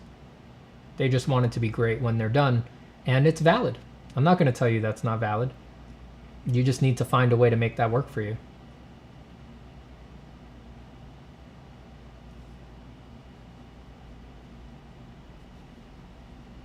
Try starting a business. I think artists who feel that way and who think that way are often some of the best business people when it comes to art. You're highly functional, so it seems to me you guys have an easier time running businesses and stuff like that.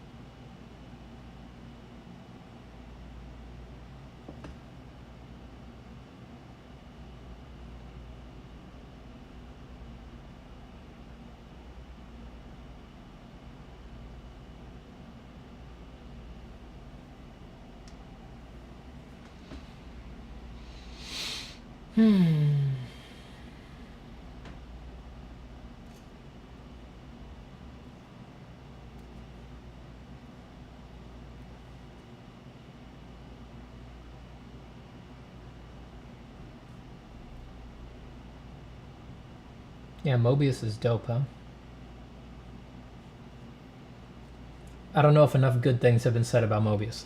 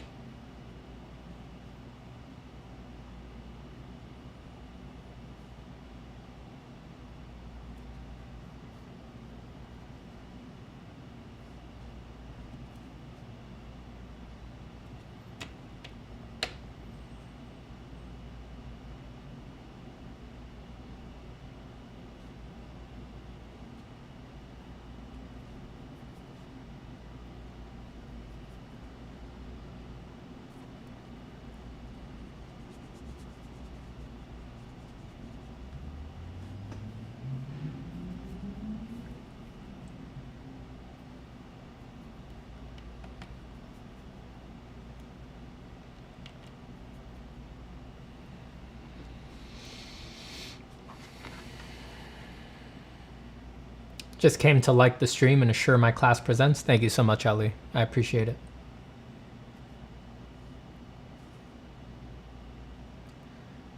Prince Ali, mighty is he, Ali Ababwa. Strong as 10 regular men, definitely. He faced the galloping hordes, 100 baggers with swords. Who sent those goons to their lords? Why, Prince Ali. He's got 75 golden camels. Purple peacocks, he's got 53. When it comes to exotic type mammals, has he got a zoo? I'm telling you, it's a world-class menagerie. Prince Ali, handsome is he, Ali Ababwa.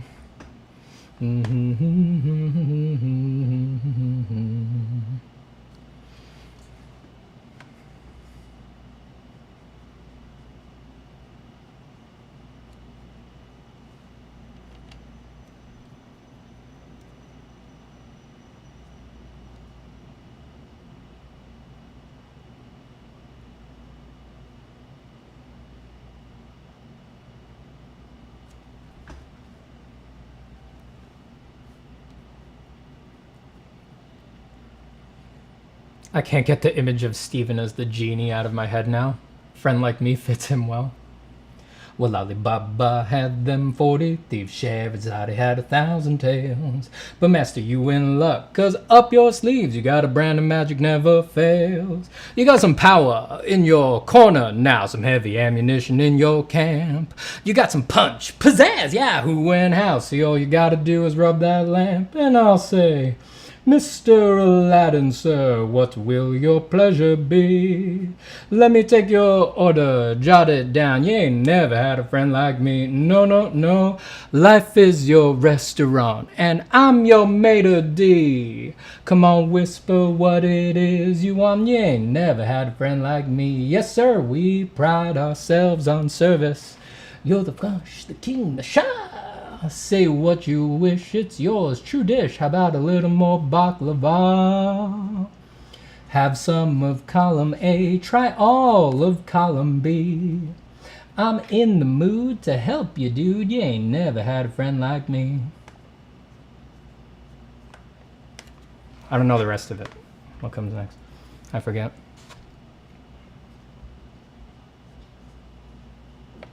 God, that's a banger, huh?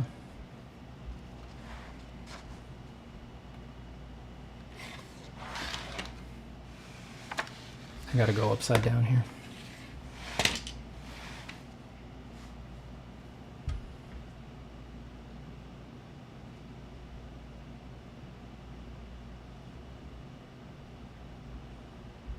Have some of column A, try all of column B.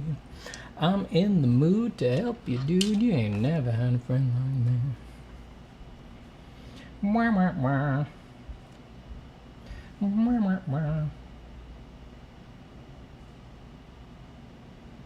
Super tap, can your friends do this? Can your friends do that? Can your friends pull this out their little hats? Can your friends go woo? Well, looky here. Can your friends go abracadabra, then let her rip, and then make sucker disappear? So don't just sit there slack-jaw buggy-eyed. I'm here to answer all your midday prayers. You got my bona fide certified. You got a genie for your charged affairs. I got a powerful urge to help you out. So what you wish, I really want to know. You got a list that's 3 miles long, no doubt. Well, all you got to do is rub like so and oh. Mr. Aladdin, sir, what will your pleasure be? Well, I'm on the job, you big nabob. You ain't never had a friend, never had a friend. You ain't never had a friend, never had a friend. You ain't never had a friend like me. Probably blew out my mic there, I'm sorry. I can't help it. I wish I had the neon light at the end.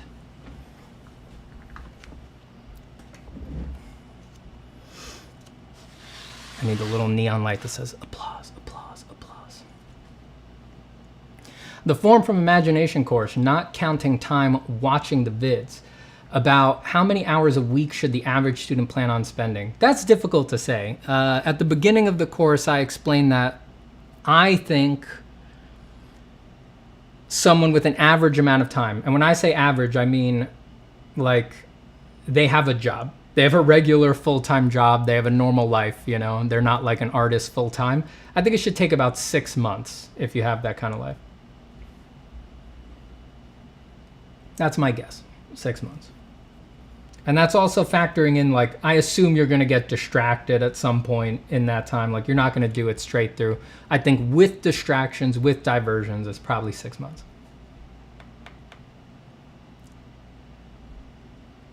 Don't make me draw you as the genie, Steven. I think you're going to have to, Emma. I think that's probably, you're going to have to after that. Steven, do your color tastes change depending on the medium? I think so. I use different color this is definitely my taste when doing traditional colors, and then when I'm digital, I'm much more gray when I'm digital.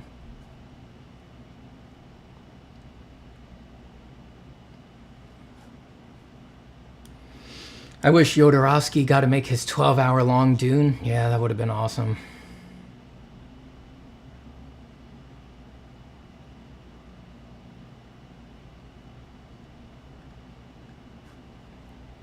Should art be perfect? No. Art should be made. It need not be perfect.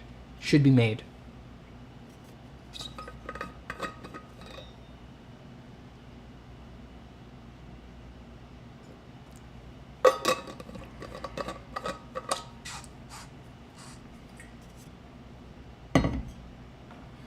So Ali turned out to be merely Aladdin.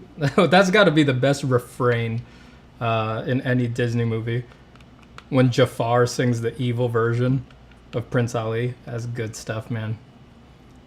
I got to learn that one. I got to learn the lyrics for that one. So Ali turned out to be merely Aladdin. His character flaws, something flaws, take it from me. Hey Steven, good to see you again. Do you prefer using wood pulp based paper or 100% cotton paper for the finished artworks? I think bristle paper is cotton, right? Is it? Let me look.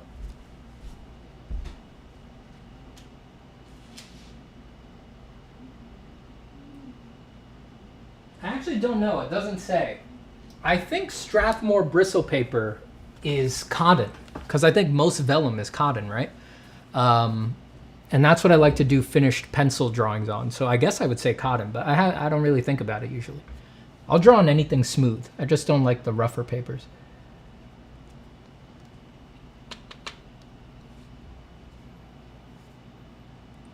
I'm gonna have to add Ahmed as Aladdin in that case. Oh man, that's funny. He'll think it's darling. He may also think it's racist, but I'll talk him off the ledge. Don't worry. It'll be all right. I'll be like, no, you don't understand.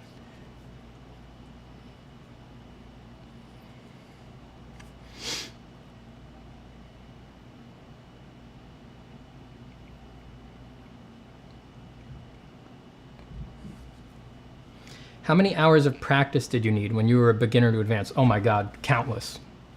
For me, I mean, I think the old 10,000 hour rule, I think I'm well past 10,000 hours at this point, and I'm still not a master. So art takes a long time. I wouldn't worry about hours. Follow your joy. That's what I would say.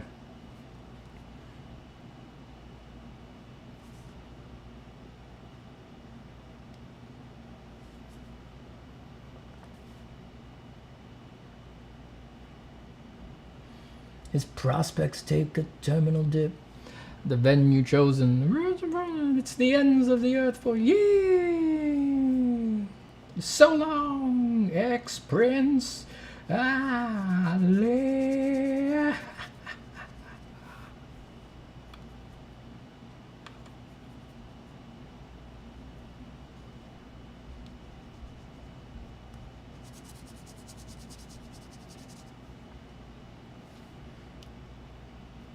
How many hours of practice? Steven, yes.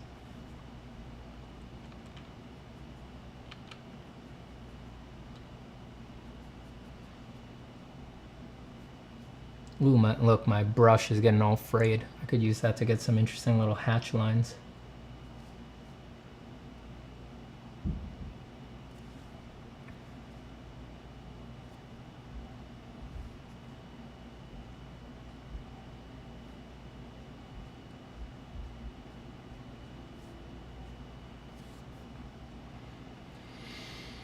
Do you think it is hard to draw the same face in different angles and that looks the same character? It can be.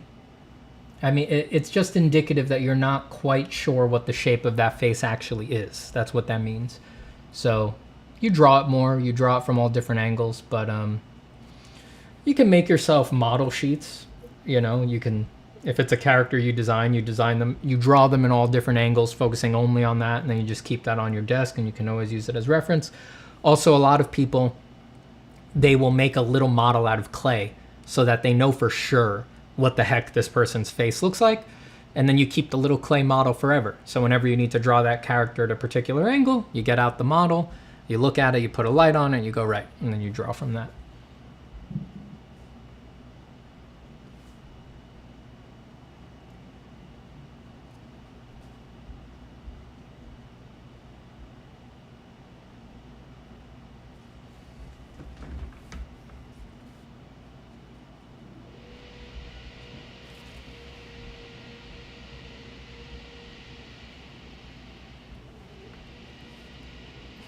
The hell is that? There's a very loud drilling sound in the apartment above me.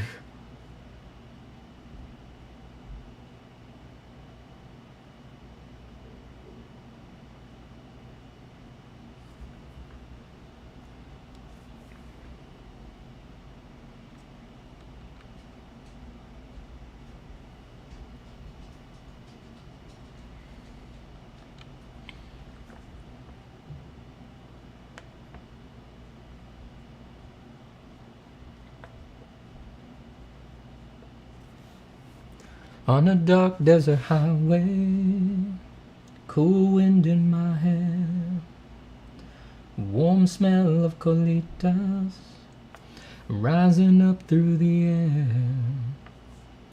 Up ahead in the distance, I saw her shimmering lights. My head grew heavy and my sight grew dim. I had to stop for the night. Last thing I remember, I was running for the door. I had to find the passage back to the place I was before.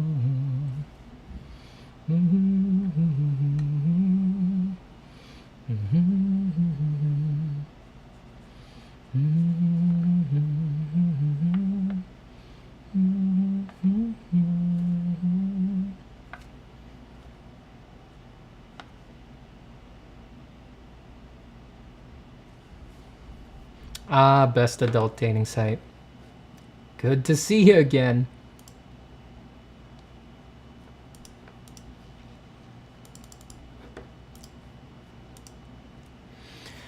Lasted a while.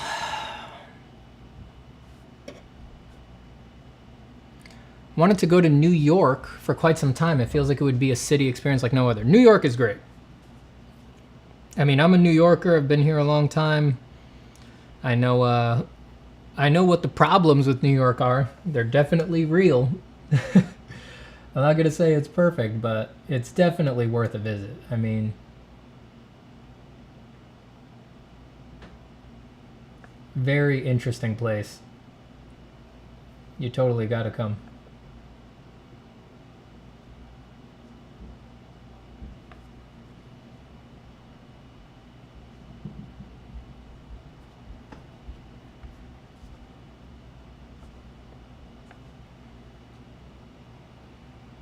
Even though I grew up here, native New Yorker,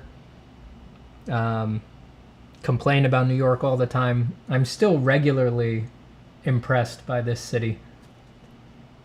You know, whenever I like go do something, you know, go to a new place, go wander around a new area, even for all of my cynicism, I can't help but find myself looking around and being like, Jesus Christ, this place is crazy. This city is absolutely nuts.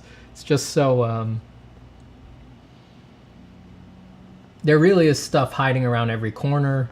People are extremely weird, which contributes to the around the corner thing. There's like every kind of just weird experience, shop, illegal thing, mesmerizing human interaction, pathos, glory, the pathetic, the incredible, the sheer scale of the city. I mean, it's a humongous place. The architecture is very interesting. I mean, just go walk on the High Line, you know? You feel like you're in a sci-fi movie. This place is just nuts, you know?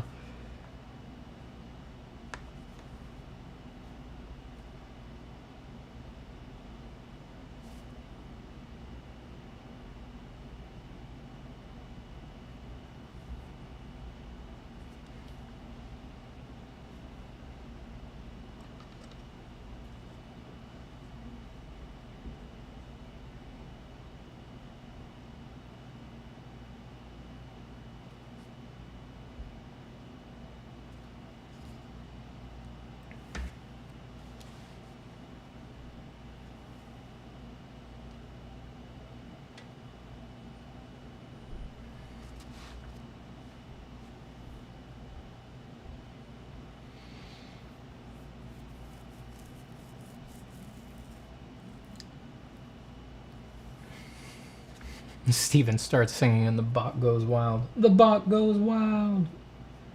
My dog and the bots love when I sing.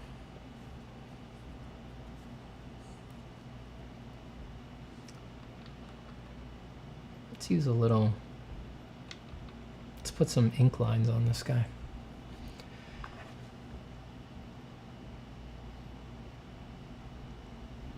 I've gotten a vague idea from movies. Hearing you telling about it gives an even crazier idea. I mean, it's a pretty wild place. I mean, I would recommend if you come...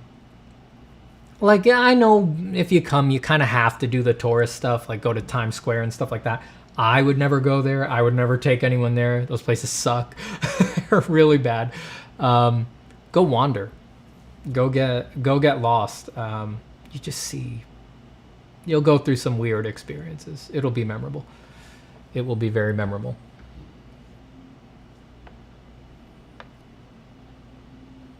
And if a New Yorker yells at you, I apologize. Let me apologize on behalf of all New Yorkers. You know, we're under a lot of stress. The subway's not a fun place. But you'll remember it.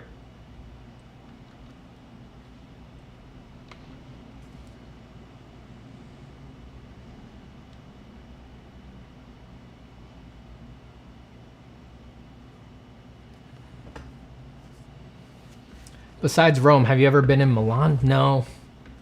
When I went to Italy last year, I only went to Rome and Florence and Pompeii. So I was briefly in Naples.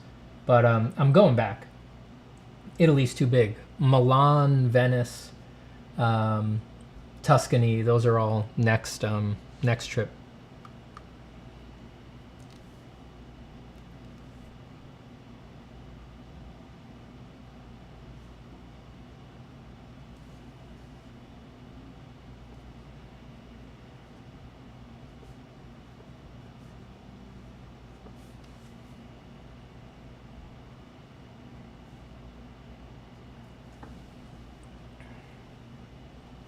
If no one yells at you, we're even in New York.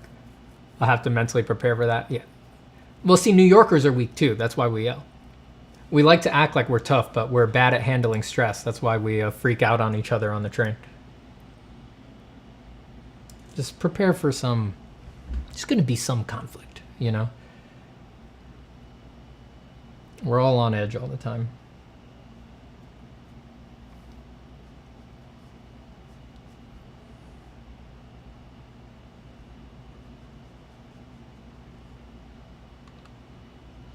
I mean, I'm a pretty calm guy, you know, and I'm pretty, my general disposition is to be very nice, but, all New Yorkers, as you're like traveling and, interacting with strangers, you've got like a second process where you're just ready to be mean at a moment's notice.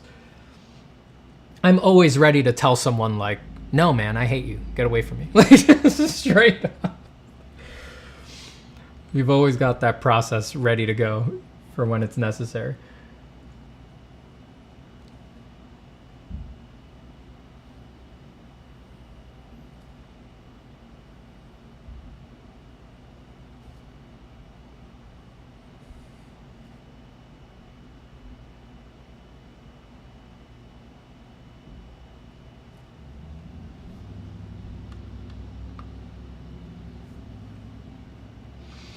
You banned Jesus? I sure did. He's got to get out of here.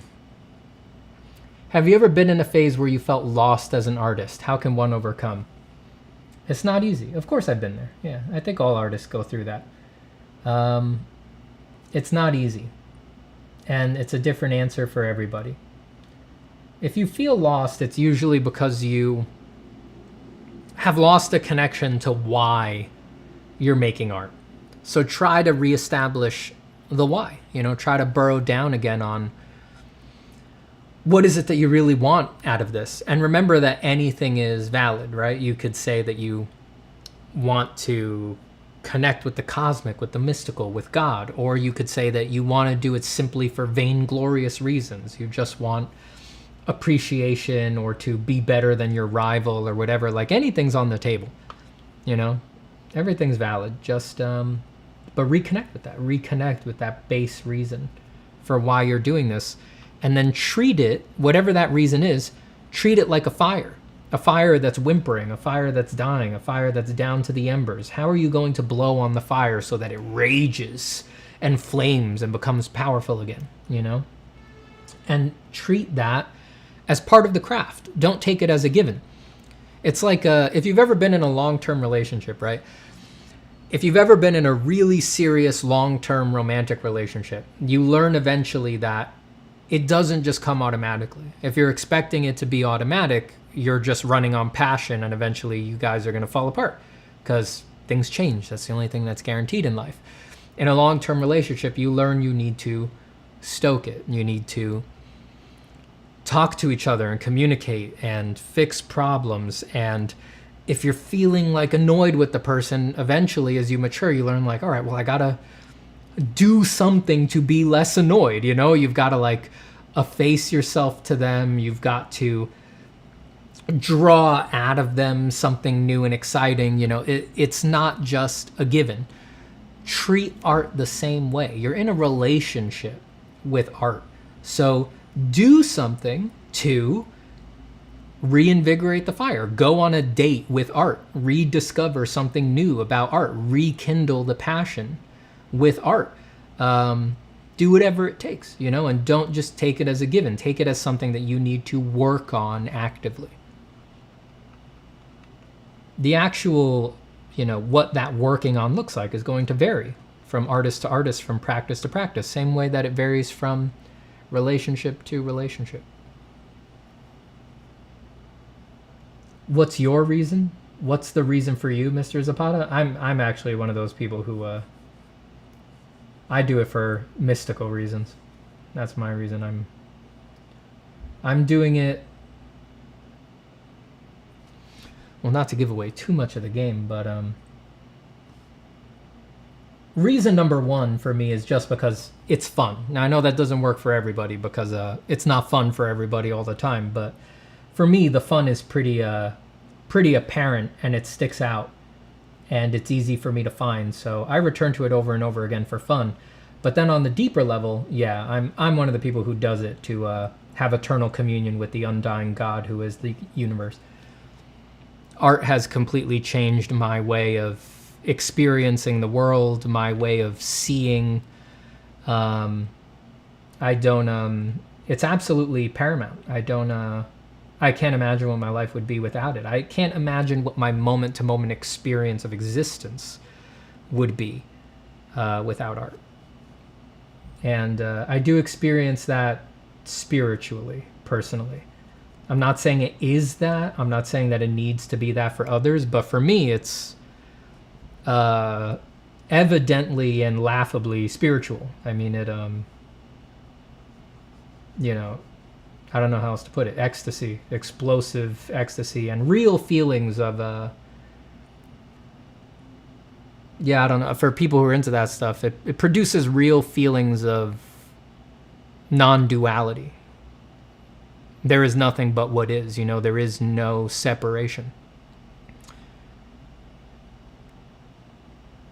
Art has been the gateway to all of that, you know, just, I can just trip balls, sober as a stone, looking at a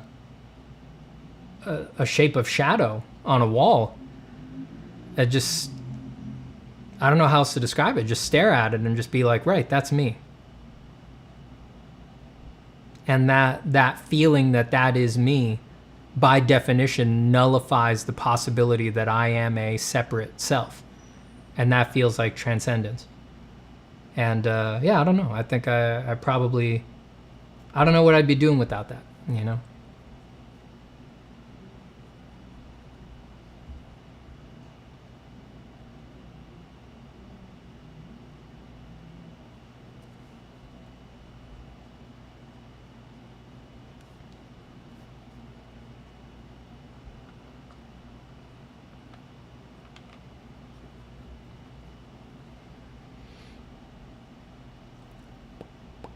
You'll attract the bots, yeah. You get too passionate around here, they show up. Treat your art like a lover, how romantic. I mean, the longer you do it, you realize it really is like that. It really is like that. Art's not, it's just not a given, you know, and it's going to refuse your control. It's not something you ever get a solid grip on. It's not, people think it's so linear. People think it's like, all right, you practice for 5 years, now you're great, and then you're never bad again, or you never feel bad again. It's like, that's not how it works. It's just like a relationship. Imagine thinking, oh, we've been married for 10 years, so we never fight. It's never bad because we have this linear buildup of being married for 10 years. That's not how it works. We get that intuitively with relationships, but art is the same way. I've been doing it for, you know, going over 20 years and really focused for about as long. And it's just like, there's still days it's bad. It just goes bad, or I get frustrated, or I'm angry with this. Just like, that's what happens. You have to build the relationship. You have to maintain the relationship. You have to put in some damn effort, you know? And you've got to be very patient. And yeah, that's what love is, you know? You're just like, all right, it's bad today, but you know, all right, we're fighting today. We'll get through it. We'll be fine tomorrow. Let's figure this thing out. Like, that's love, you know? Patience.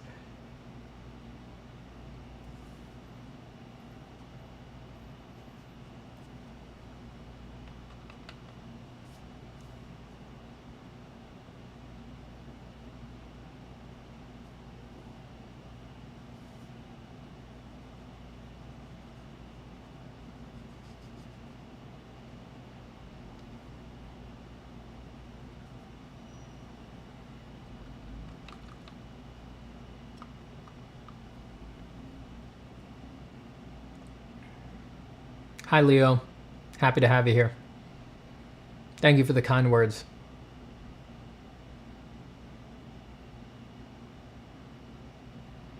That sentiment's something I really needed to hear today, Stephen. Thanks. My pleasure, James.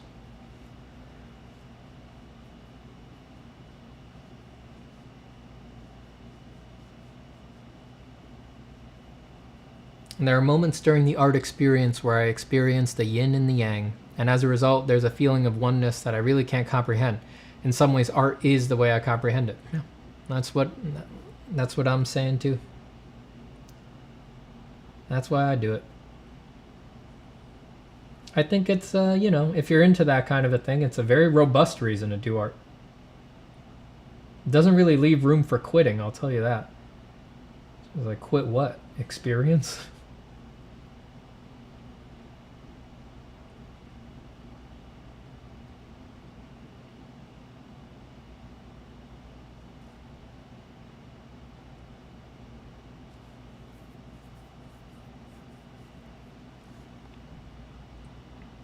Have you watched some of the non-dual speakers? Yeah, a little bit. I mean, I like that stuff. I'm not super into it. Like I don't listen to it too much. I'm an art guy, you know. It happens to dovetail with the art stuff, but I mean, it happens to dovetail with a lot of the spiritual stuff, but I think once you, at least for me, I was like, once I accepted those things, it was really like, all right, what else is up? I'd almost, once it becomes self-evident, like, all right, yeah, I'm, you know, one with the cosmos or whatever, kind of, once you get it, it's like, how long are you going to linger on that, you know?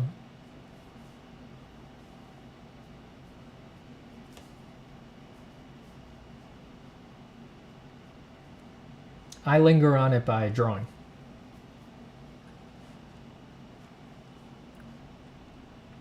I don't know if Alan Watts would say he was a non-dual speaker, but I've listened to a lot of Alan Watts over the years. I would say his outlook, if you go really deep on Alan, was definitely non-dual. He seemed to be dropping a lot of hints that he felt simultaneous with God or the cosmos, whatever non-baggage loaded word you want to use.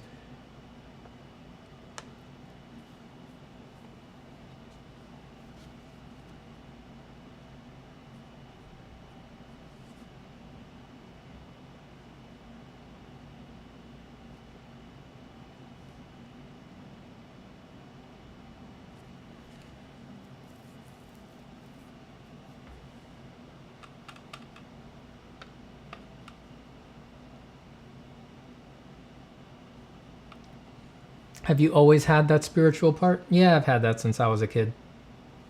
It didn't always overlap with art, but I was always very interested in that stuff since childhood. I got it from my mom because my mom is a dyed-in-the-wool Catholic. So apart from the religiosity, she made sure that some sort of thinking about something other than what is before us was always front of mind, you know? There was no way to avoid that.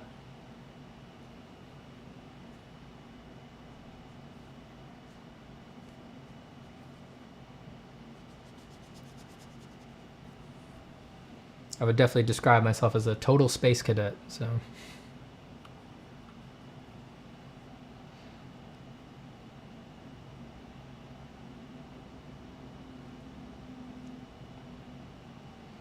If art is an abusive relationship and you are the abuser, how would that look like? I'm thinking about an artist who learns to draw like Michelangelo, then starts drawing furry. I don't know. I don't think you could learn how to draw like Michelangelo without effacing yourself to art, at least somewhat. I do think that for most people, the heights of artistic ability are not really available unless you're willing to admit the fact that you're not in total control, you know, as Michelangelo did. You know, Michelangelo gave all glory unto God, rendered all glory unto God when it came to his art. And by the end of his life, he was like, why'd I waste my time with art? I should have just been, you know, I was too focused on that. I should have been giving it all to God, stuff like that.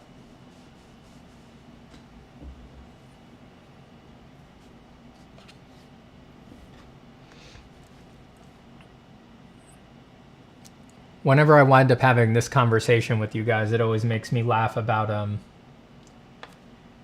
like that, what was it, Art by Block, who was in here earlier trying to convert me. Like, they think I'm not a spiritual person. I was like, you don't know anything about me. Always makes me laugh.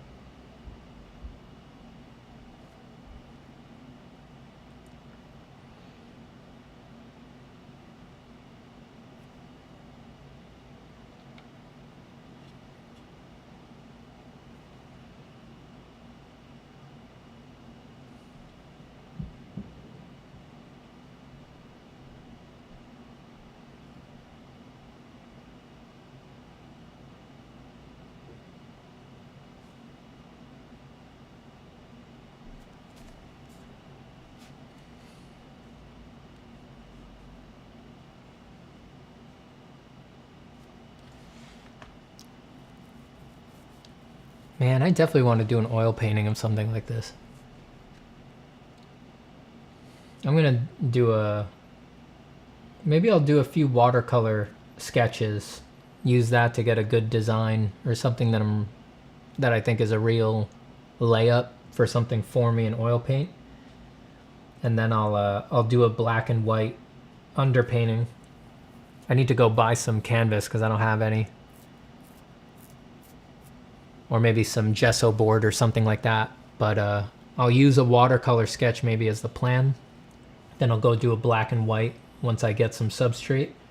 Then I'll let it dry for a week or 2 weeks so that it's bone dry. And then I'll try to practice some glazing techniques on it. I've never glazed anything before. I really want to try the indirect painting methods.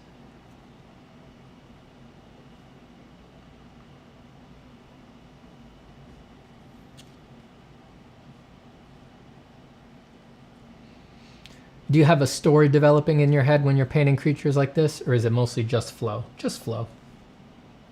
A story might come later, or I can think of one if I consciously want one, but no. When I'm actually drawing, I'm just doing whatever. It's all just relaxation.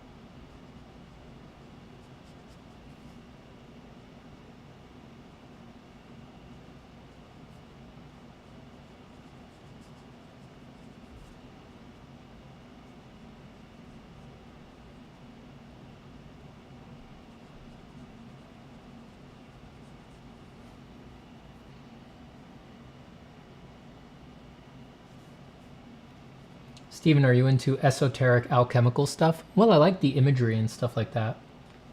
I really like the old alchemical illustrations, but if you mean like, do I practice it as much as people know how to practice it, or do I think it's real? No, I do not.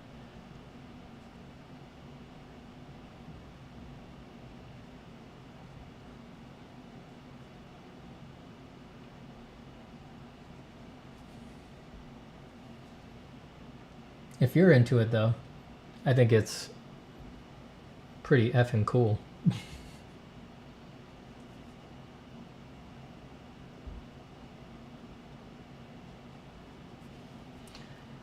Basic syphilis.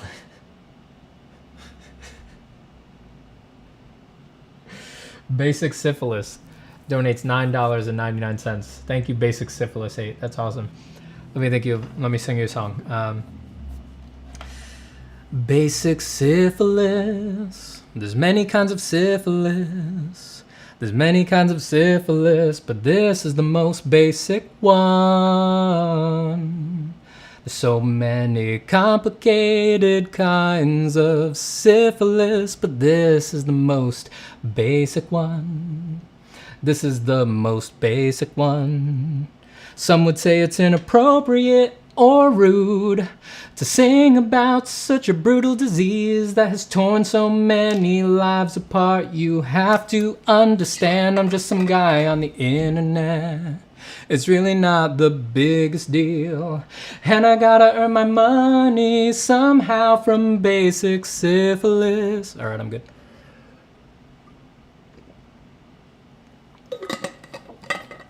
Is watercolor the cheapest option for drawing with all the colors? Actually, depending on what kind of watercolor can be really expensive. It depends on the kind of watercolor.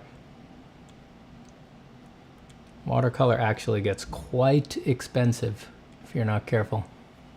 The watercolors that come in tubes, like the stuff that you squeeze out like regular paint instead of pans like this, those are as expensive as like wash or oil paint sometimes. They're very expensive tubes.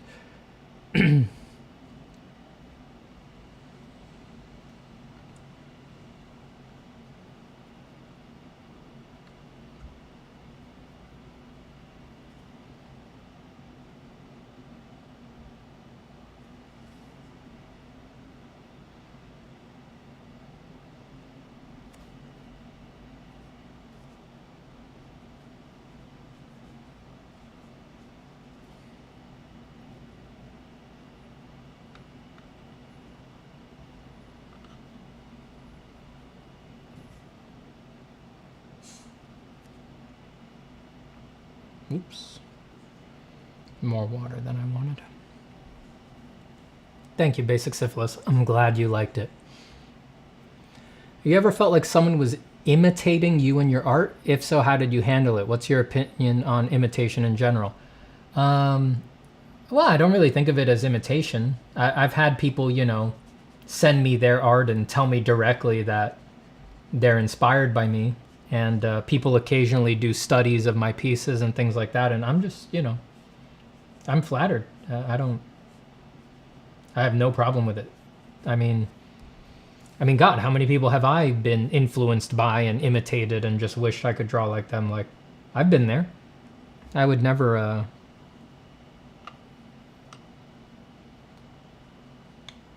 want to deny someone else that or anything like that. There's nothing weird about it. Artists learn from each other, and especially when you're a beginner, you get very influenced by often a very small group of people, because it's like you only know so much of the language. So when you feel like you see something really good in someone's work, it's, you get hooked on them,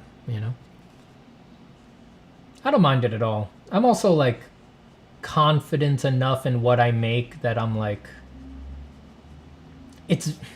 this is going to sound super arrogant because it is, but it would be very hard to imitate me. Like I personally feel if someone could do my particular style the way I do it, they deserve it. Like, it's not easy. The look that I'm known for is quite difficult to pull off. It requires a lot of control and patience, and and refined modeling and knowledge and things like that. It's like, if they can rip it off, they deserve it. You know, I really feel that way. It's like, I know it wasn't easy. I do these kinds of pictures too. I know it wasn't easy. And they only think it's my look, you know? My look is just built up from so many other people's look, you know? It's just it's a mix of Frank Frazetta, Wes Burt, Marco Djurdjevic, Ernst Fuchs, Alan Williams, you know, like, and my little influence will just become a part of that list for that artist eventually, you know?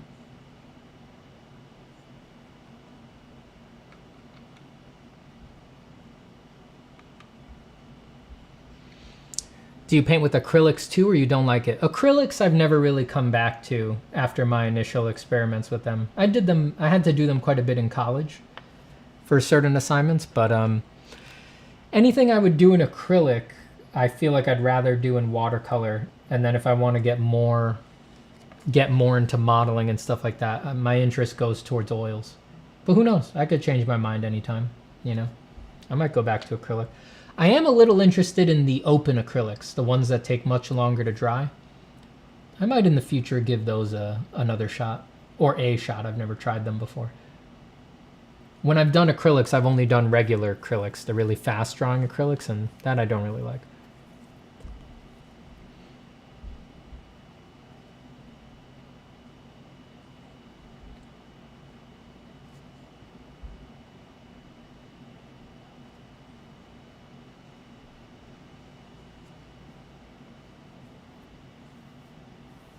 Thanks, Steven. I got the syphilis song stuck in my head now. It's a dangerous song to have stuck in your head. Be careful.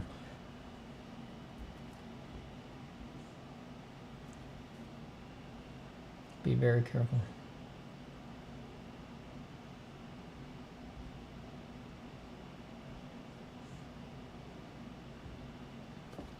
It spreads from person to person, just like real syphilis.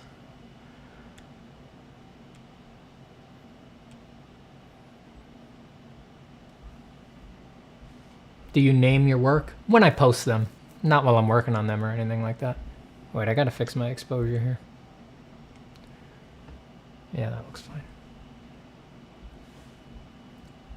I'll be right back. I gotta use the restroom again. I know I said no more bathroom breaks, but I just had too much coffee this morning. My bad, everyone.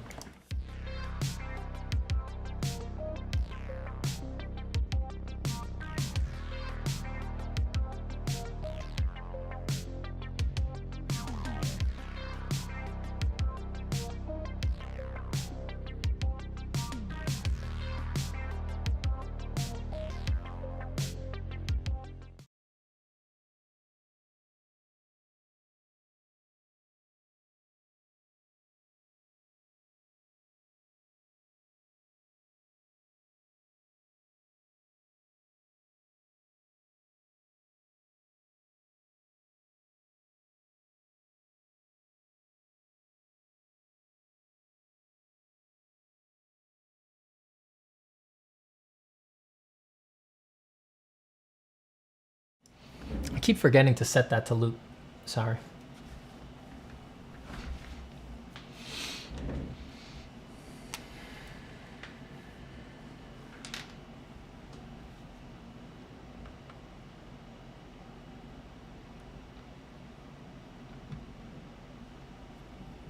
You get the course. I mean, you get the course. What if imitation is subconscious? Had a situation where I was told I imitated a person bit by bit to the point of infuriating the person in question, and I hadn't even noticed. Imitated a person bit by bit. That's just... This may be... I know you're like in a student setting, so I don't know if the person you're imitating is like a peer or something like that. I don't know if it's a peer or a professional that you're all familiar with or something like that, or a teacher, someone who teaches at the school. But anyone who would be infuriated by that, that's a them problem. They just have the wrong ideas about art. I think to be angry with imitation, to be clear, like, obviously there's the ability to steal art right? It's a peer. Okay, so there is the ability to steal art, of course. You could be plagiarizing. I know you're not plagiarizing, but like, we're not talking about tracing or straight up taking somebody's work here. That's not what we're discussing. We're discussing styles seeming very similar or using a similar shape language or color palette or something like that. There is no way to actually steal that because that doesn't belong to anybody and it's all already been done. For someone to think that that is theirs is born of just ignorance of art history, of just them having a very self-important sense to themselves and thinking they struck upon something new, which is silly, especially when you're young. It's like you're not exposed enough. You haven't seen enough art. You don't know enough art history. Like, life will educate them. They will come to realize that their precious little style is nothing. Nobody cares. They don't own it, and an artist in the past has done it better than they did for sure. And anyone who knows that artist would think they were the thief instead. Nothing is owned in art in that way. Individual pieces are owned, right? You can't rip off someone's piece, their intellectual property that they created. But yeah, the style thing, or thinking you're imitating another artist too much, is that's what art is built on, you know. That is what art is built on. None of us are so ingenious as to make something completely original, I hate to say. We all wish we were, but we're just not.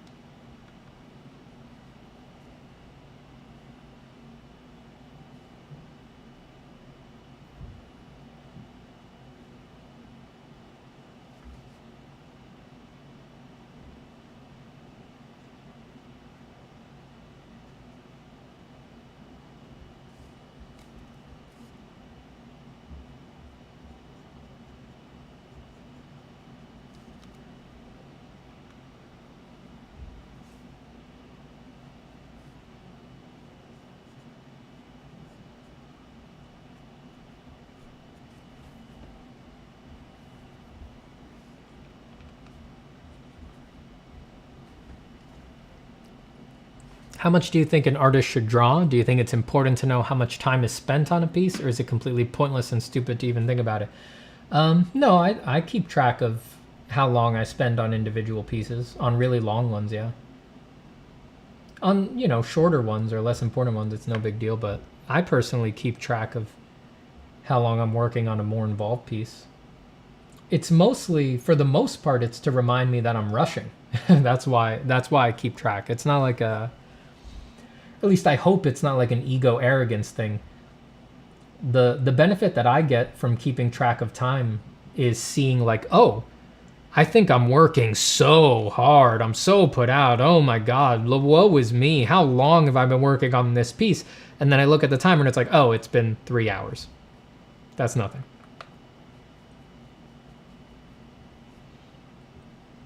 That's why I keep track of times. I want to be reminded just how lazy I am. Keeps me going.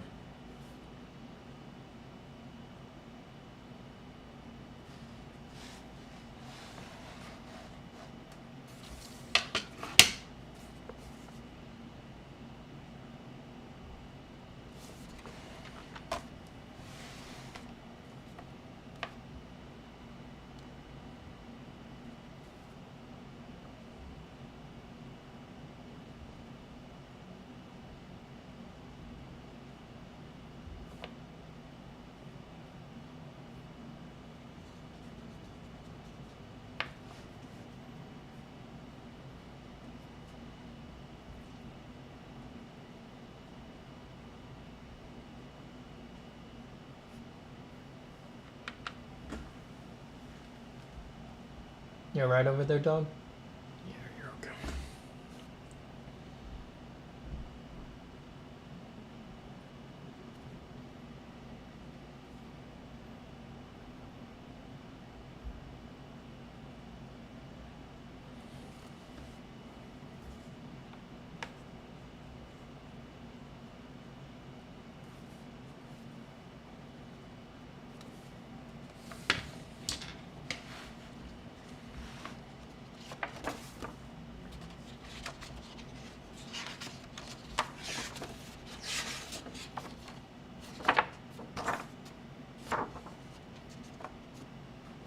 I'm going to take a break from this guy. We've been doing him for a while. Maybe I'll do some little thumbnails. Some teeny tiny little sketches. Do I want to... I don't know if I want to buckle the sheet this guy's on. I'll just go to another page. Let's try for a minute. I'm already saving to book the course. Incredible, beautiful. Very smart, incredibly wise idea. It'll be there waiting for you. When you're ready, you get the course. How'd you meet your wife? Oh God, we met a long time ago. We were kids when we met. Met her in like 7th grade.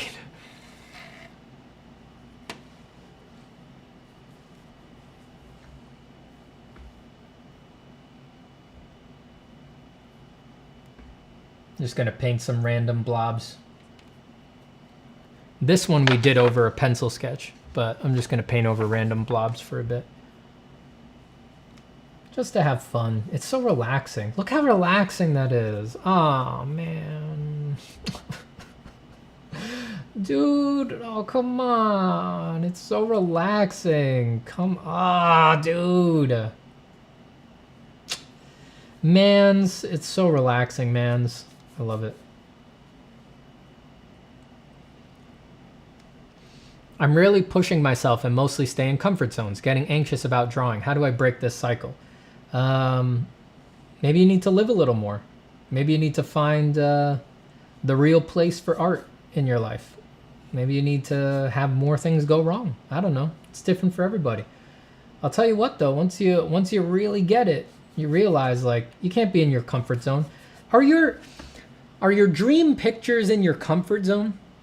Because if they were in your comfort zone, you'd already be making them, right? You'd be able to make them. You must go for your dream pictures. You must try to make the best thing you can think of making. You gotta have a vision in mind for like, that'd be the wildest thing I could make, right? And you gotta go for it. You gotta go for it. That can change, that can develop, but almost by definition, that dream picture is never in your comfort zone. And it's very important that you do it. You have to push for it because you are gonna die someday.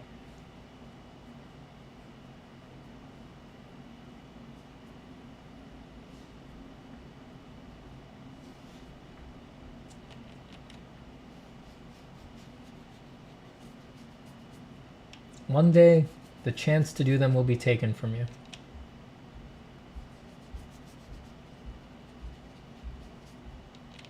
Or don't, or you're one of the people who that pressure is too much, in which case just chill. For me, I really take it to heart that I'm not always going to have this chance, you know? And I know that with every day that goes by, I'm pulling another ticket out of the ticket counter, you know? No matter what, I know that on this day, I have less days ahead of me than I did yesterday. So I take my joy in art and my joy in making and my desire for endeavor and to seek, without guarantees, the best picture I can make. I take that very seriously, you know? But that's for me. That's me personally.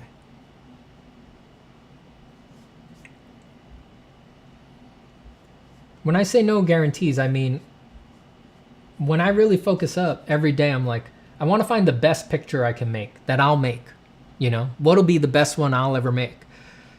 When I say no guarantees, I mean, I'm willing to accept that the best one I'll ever make, I already made it. I'm also willing to accept that, but I live for the adventure of finding out. I don't know for sure. I think you are aware that many artists crave validation by artists they perceive as better, and that you are an artist many perceive as better. Do you let that influence you as a teacher and artist? I don't think as an artist. I hope I don't let it influence me as an artist. But as a teacher, I take that pretty seriously, I hope. I try to be very honest with students about... like, I always praise effort, right? But I would never, if I really didn't believe it, I would never tell someone that their work is like,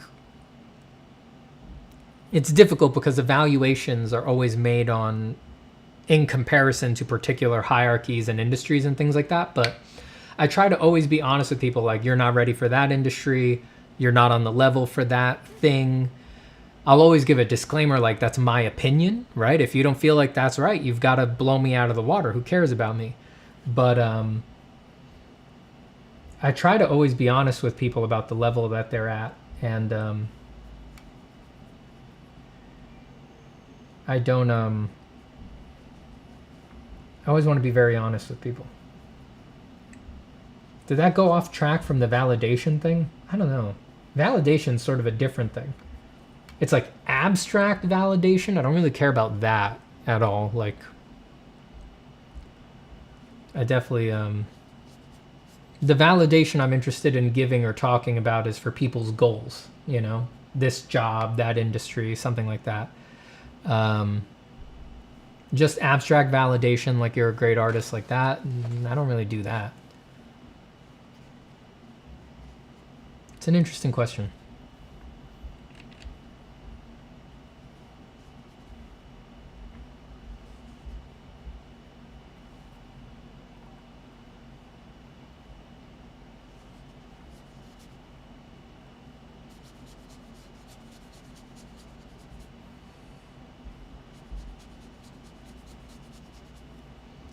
I need to push myself. Yeah, push yourself. Just push yourself joyfully. Don't make it a sad thing. That's the mistake most people make, is that they think pushing themselves by definition... Here's the big mistake people make. They think pushing themselves by definition means that they're pushing themselves to do stuff they don't really like or they want to be doing. Push yourself joyfully. You can, trust me, take it from me, I've experienced it. I know it's real. You can push yourself as gritty and aren't I a Navy SEAL of art? You can push yourself as much as you want in that direction, having fun the whole time. Because you're not a Navy SEAL. You don't have to, you know, do Hell Week and be getting waterboarded and to know you're a hard dude or whatever. You can have fun the whole time. And you can push yourself to things that you find joyful, you know?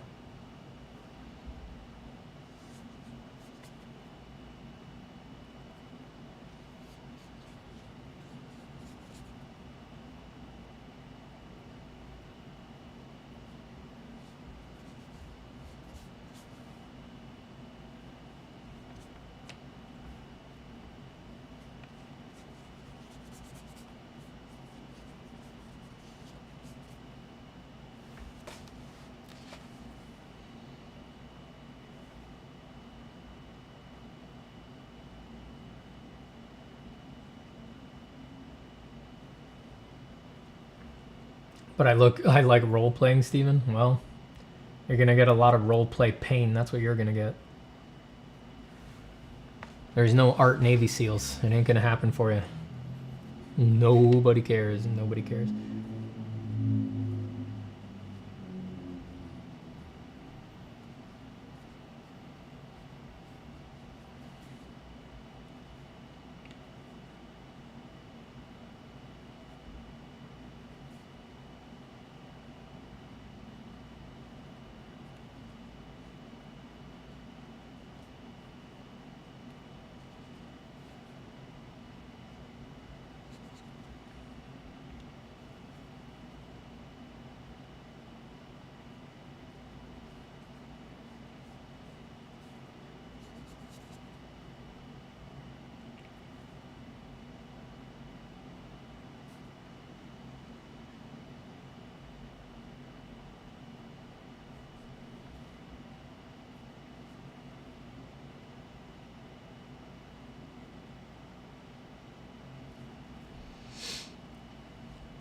Are you open to giving portfolio feedback? What is the best way to approach you for that? I'm really not like free, just out in the open. Once I open those floodgates, there's no closing them. I only give feedback. I only give portfolio feedback in like my workshops for people who are taking my classes. I can't really do it for free anymore.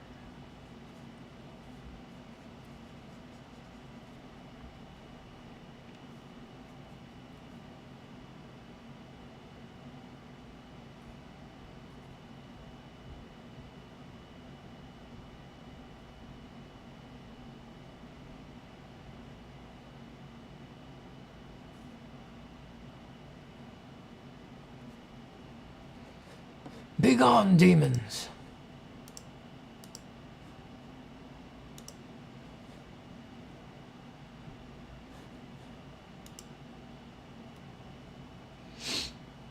Bye, Suyash.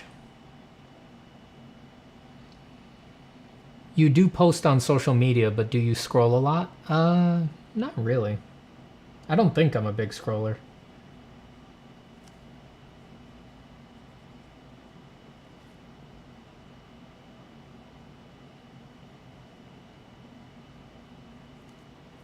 I'll look at I'll scroll through like Instagram, or I'll scroll through like Instagram Reels or TikTok kind of socially with my wife.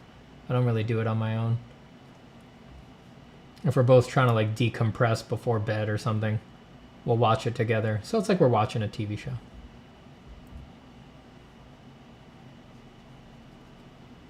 But yeah, these days on my own, yeah, I don't really do much scrolling. It's not really... There's nothing interesting on there. There's so little interesting content. I love me some funny dogs. I could always use some funny dog videos, but I'm usually looking for something interesting. Wow, Basic Syphilis with another 5 USD. Incredible. Thank you, Basic Syphilis. Your blobs are putting a smile on my face. Thanks, Steven. Glad you like them, Basic Syphilis 8. If I could remember the song I already wrote for you, I would sing it again, but I can't remember it. Thank you so much for the donation. Basic Syphilis. Donating again, it's a flash in the pan. We're going back in time to the previous time the Basic Syphilis donated. Wow! I don't know what that was. It suddenly got a little metal in there. Basic Syphilis donating left and right. Donating money in the night.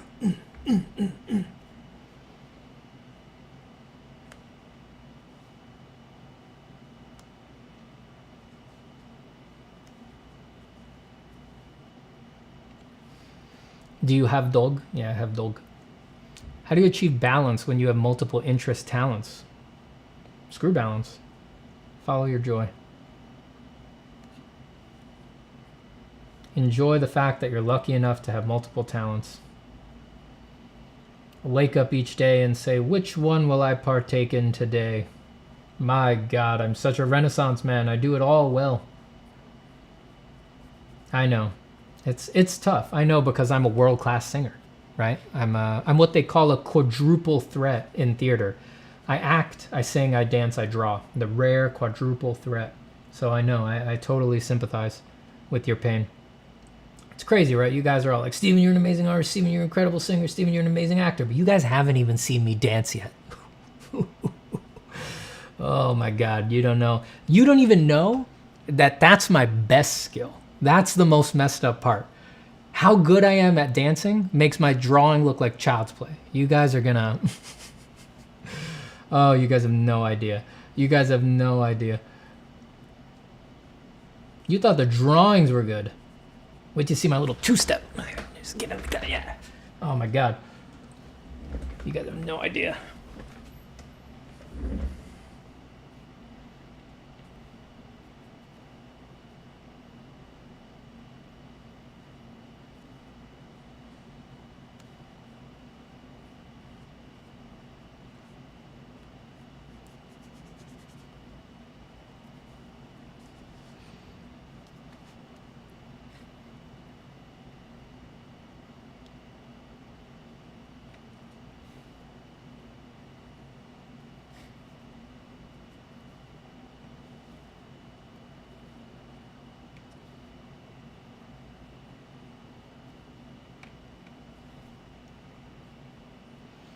Bye, Kai. We'll be needing a full body cam instead of a face cam. Yeah, I need to get like a... I need to pull the camera back. I need to get a wider green screen. I need to get on a standing desk so I don't have to get up from my chair. It's all ready to go. Now I can just dance all the time.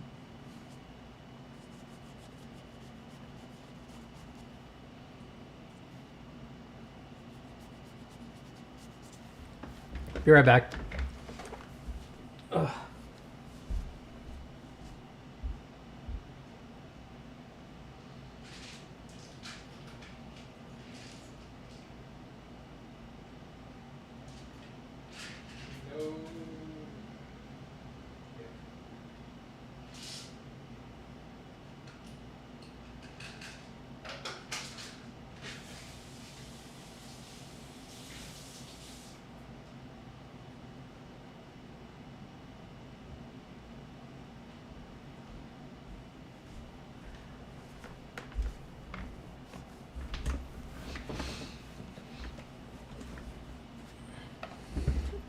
speaking of workshops, any plans on those opening up again in the future?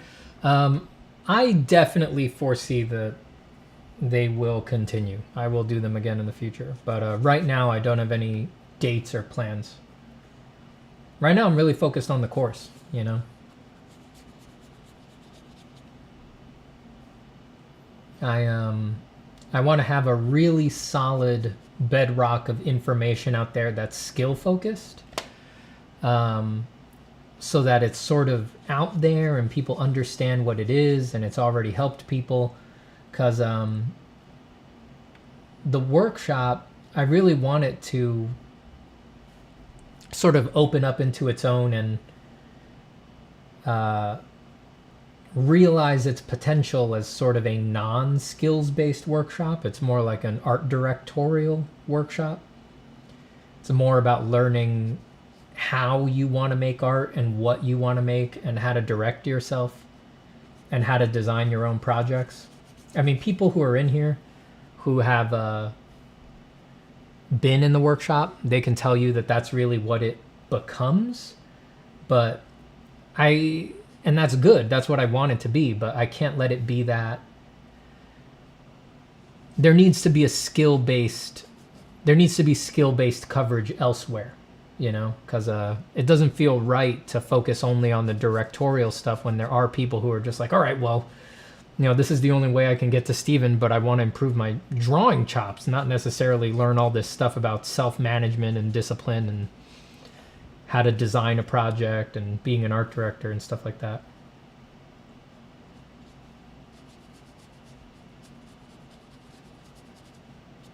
So I'm getting that out there first.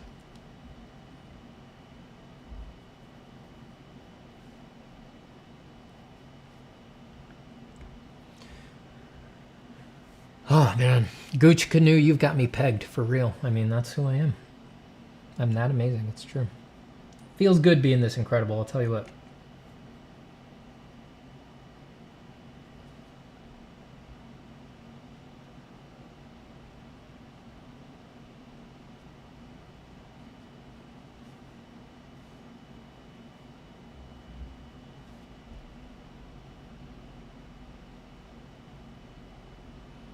Ready a room at the Hotel California. Any time of year, you can find me here. Mirrors on the ceiling, the pink champagne on ice. We are all just prisoners here of our own device. And in the master's chambers, they gathered for the feast. They stab it with their steely knives, but they just can't kill the beast. Last thing I remember, I was running for the door. I had to find the passage back to the place I was before. Good night, said the night man, we are programmed to receive. You can check out any time you like, but you can never leave. Wow, wow, wow, wow, wow.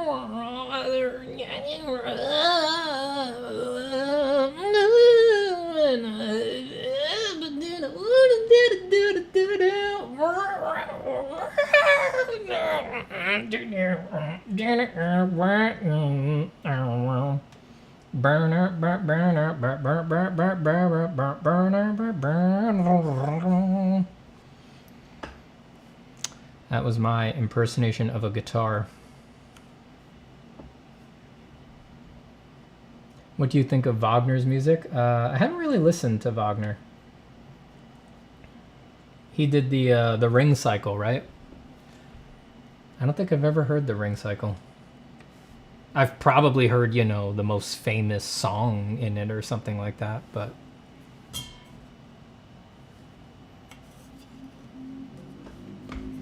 Do you love-hate Watercolor? No, I just love them. No hate for Watercolor. It ain't love-hate. I love-hate oil, maybe, but I love-hate oil because I I've never made an oil painting that I liked, you know, so... but I still enjoy doing it. So I think oil's more the love-hate. Watercolor, I've done plenty of watercolors I liked. I don't love-hate it, I just love it.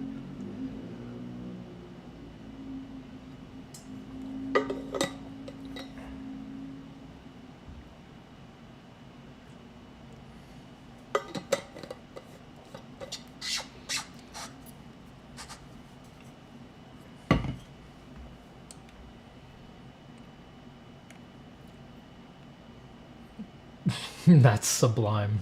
You're talking about my impersonation of the guitar solo at the end of Hotel California. You guys want to hear all 6 minutes of that? I'll work on it. I'll work on it off stream. I gotta listen to it. I don't remember how it goes. I'll do all 6 minutes for you next time.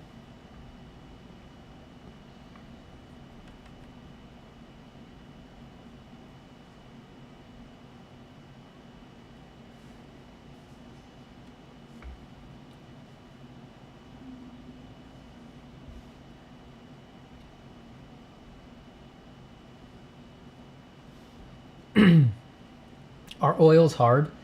They're actually one of the easier mediums because they're so flexible, but you got to get used to them. And you need to do, well, it depends how you want to work. I think for my kind of art, I need to do a lot of planning to use them right. But they're actually super flexible, so they're one of the easier mediums. Because unlike watercolor, you can erase them, you know, clean them up. You can get hard edges, soft edges, blend them easily.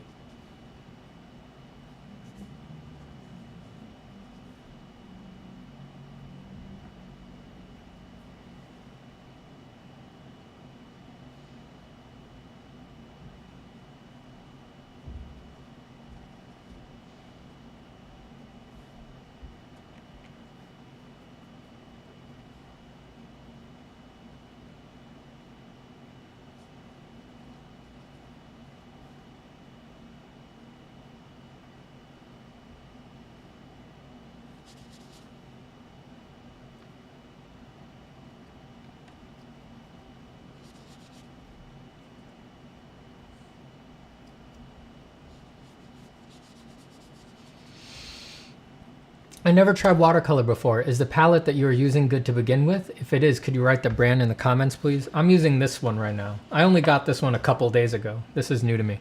It's the Derwent Inktense Paint Pan Pocket Set Palette 01. But I've used all sorts of watercolors. But these are nice. I mean, I would recommend these to start with. They're a little different than traditional watercolor because they seal between layers, which I like. But I've used watercolors for years and years without that ability. It's just I bumped into these at the art store a couple days ago and saw that they do that. And I was like, whoa, that should be pretty useful. I'll show you some of my other ink ones. I've also made my own because I've been doing watercolor so long.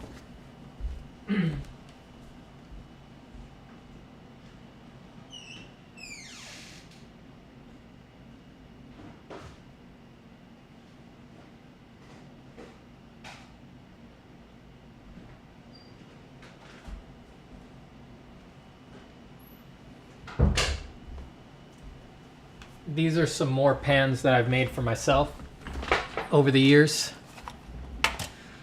This is just a cheap plastic one. This is one of my favorites. I used this one for years and years. So I don't even remember what colors these are. These are, I usually use the Daler Rowney and the Winsor Newton. And I buy the watercolors in the tubes. And you just squeeze them into the pans, whatever palette you want in whatever order. You let it dry for a couple days, and then it's the same as these. And yeah, you just use them like that. You dip the brush in them, rub them around. So that was my main, that's been my main one for years and years, that one. I also have this smaller one in a metal pan. That's, whoop, wrong one. Let me get the right one.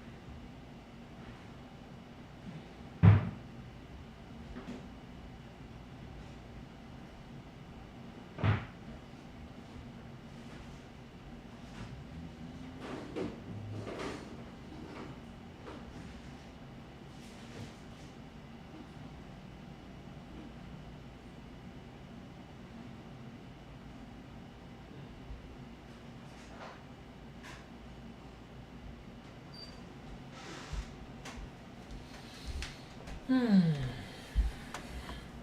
is the one. This one's metal.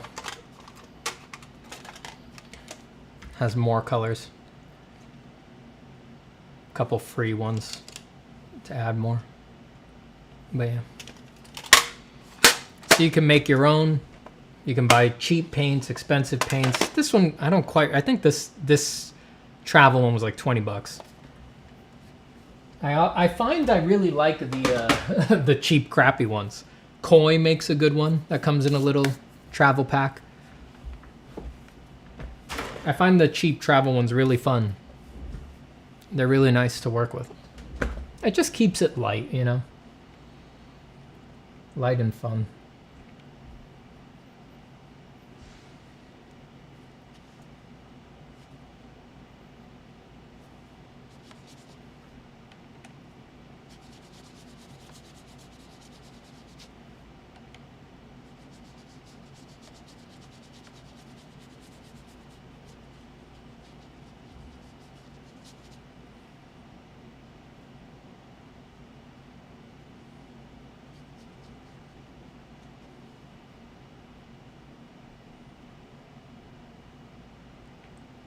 Can a person with social anxiety succeed as an artist? Yeah, but you gotta be a damn good artist.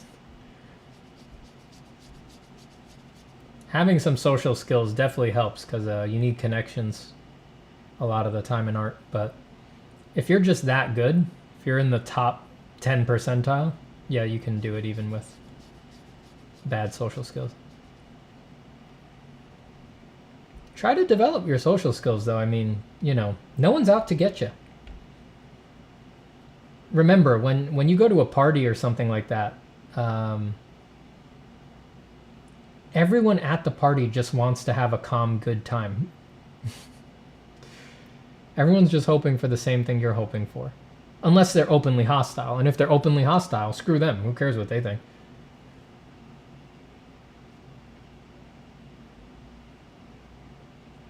It's like if you're ever just feeling uncomfortable in a social situation, just remember that everybody will be perfectly happy if you just dumbly sit there and say nothing. Just like,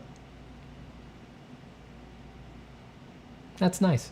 That's all anybody's hoping for. Just non-violence, you know, just that's all anyone's looking for in those settings. And if they need you to say something, just nod and say, "This is nice." Sure is nice, huh? People will be like, "Yeah, it is nice, isn't it? Good weather for it."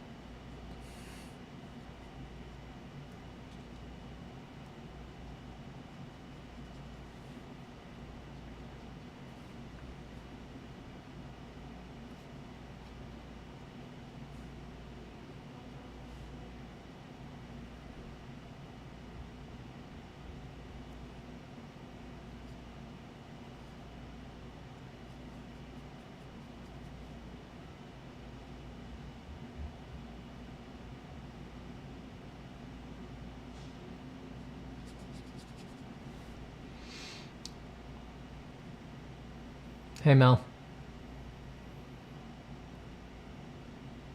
Glad you're liking the course, Mel. And I'm good, man. I'm chilling. Bye, Emma. Enjoy your dinner.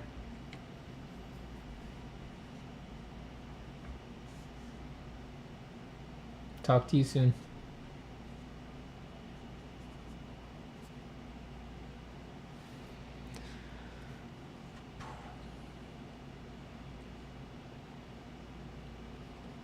Well, Alibaba had them 40 thief sheriffs out and 1,000 tales.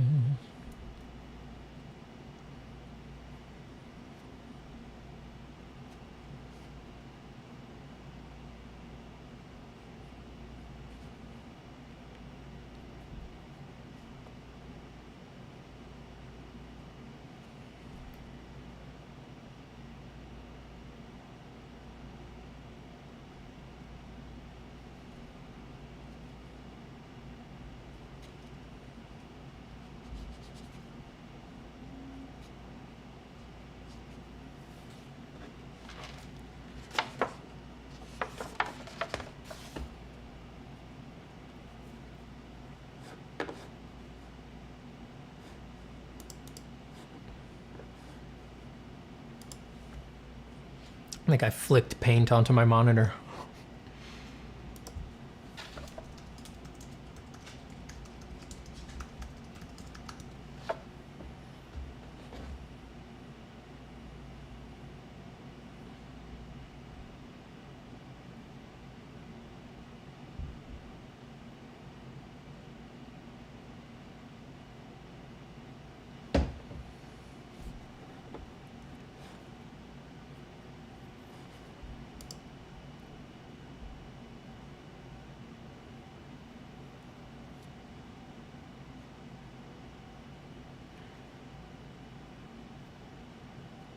Good, Mel. I'm glad.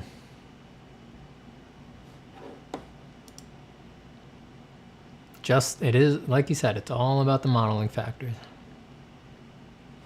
If you get that, it doesn't matter what medium you're working in.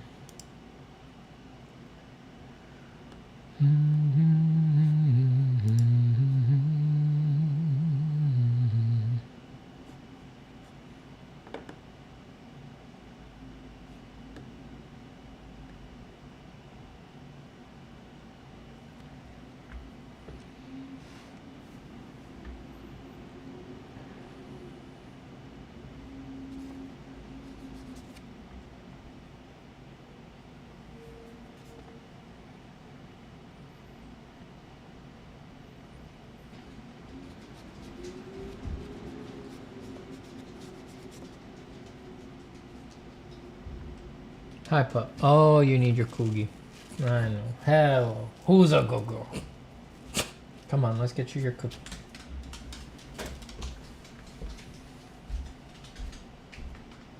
Sit. Sit. Don't you grunt at me. Sit. Down. Spin. Sit. Touch. Touch. All the way. Paw. Come. Down. Good girl. Play dead. That's a good girl. Sit pretty. Oh, you're a good pup. You deserve it. You really put in the work.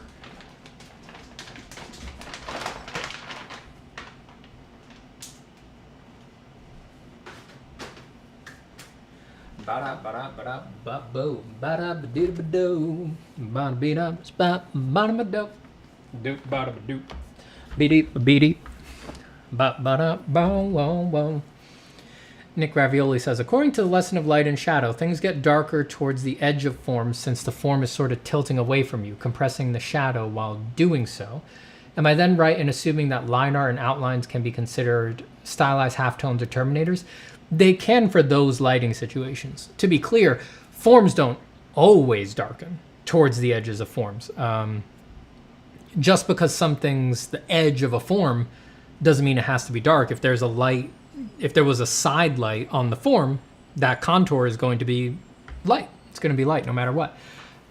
It's just typical. We tend to think of, most of the time, we tend to think of front lighting as standard lighting, and we tend to think of side lighting and back lighting as special cases, exceptional cases. So in most front lights, right, in the various ranges of front lights, the edges of forms will usually be dark. So it's a good starting point for us to make those evaluations. But it's not always. But in those cases, yeah, the lines that we're depicting are stylizations of halftones and terminators. I mean, there's no lines in reality. We're just using them to translate forms that happen to be interacting with the background. And even the things that we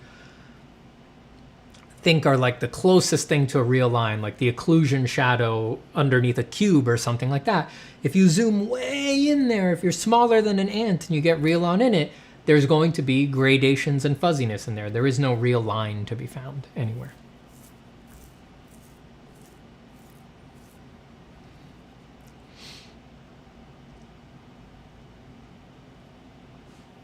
Can you do a tutorial on training a dog? No, I don't think so. Check out,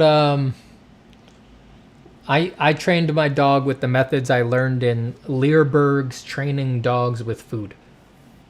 That's I think the course was called specifically "The Power of Training Dogs with Food," which seems a little obvious, but it was a very good course.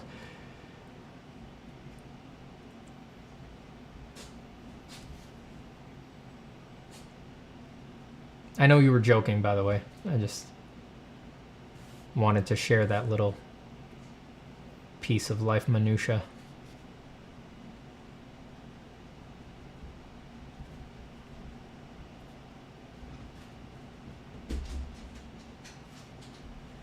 Did you ever airbrush, Steven? Hi, JRW3. No, I have not, but I've always been interested. I just, I don't really have room in my life or in my apartment right now for like a big compressor and things like that. Too much, takes up too much space. So once I move to a bigger place, just hopefully someday soon, I'll consider getting an airbrush. It's in the future. I've always wanted to try it. It seems like it would align with how I make art. I've always been interested.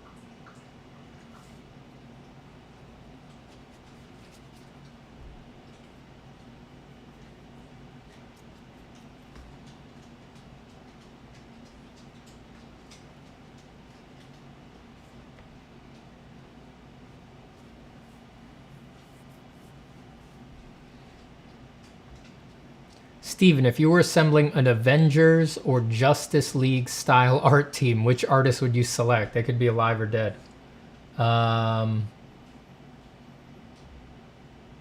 Michelangelo, Marco Djurdjevic, Claire Wenling, Westbert,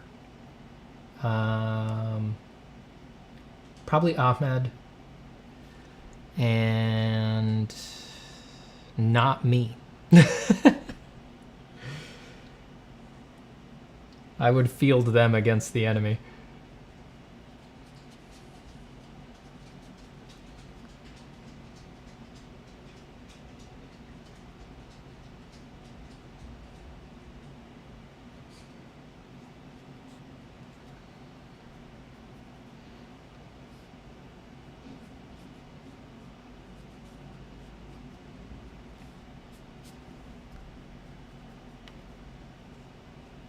Thirsty pup? Yeah, she drank a lot of water there, right? What was that about?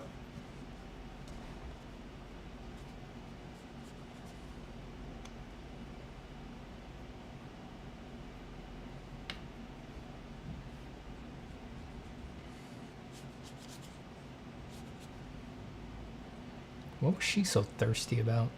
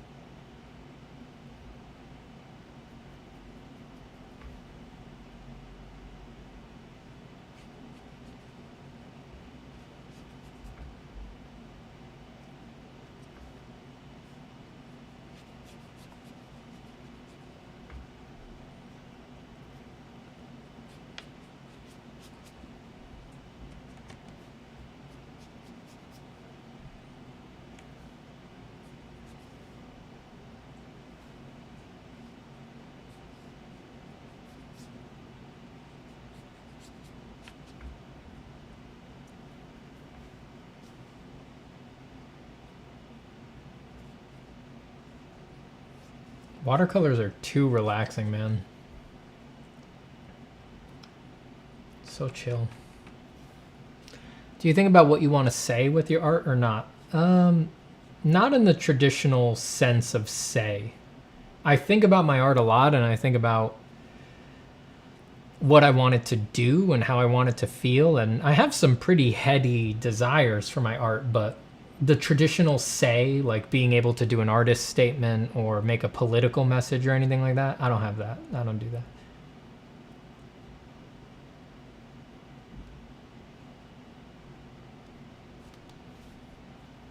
I have particular emotions that I want my art to convey, and that's just as, you know, just as difficult and can be just as precise. I think about that.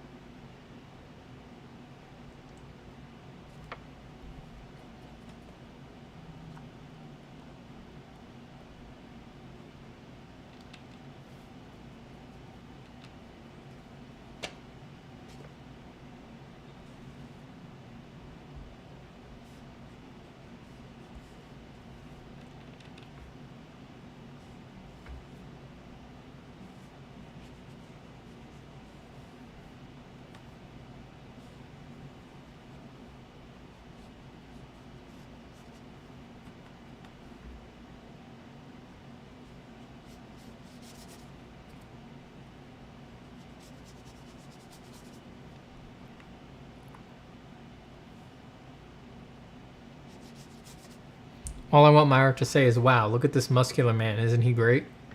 You can get there. You can do it.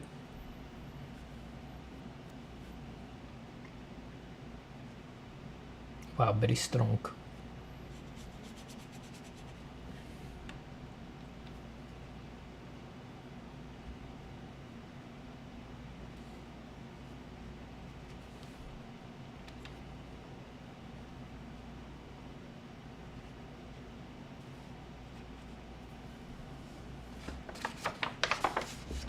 Whoa, very buckled. Uh-oh. Let's let that dry for a minute. What do these brushes do differently than normal ones, and are they any better? This is, I mean, it's a totally normal brush. It just has the water supply in the back, so you don't have to keep dipping. But you can just use any brush and just dip it in a cup of water. It's the same thing. It's a very cheap brush. It's just a synthetic nylon tip. It's not the best brush. It doesn't get quite super fine with the strokes, but it's good enough for sketching.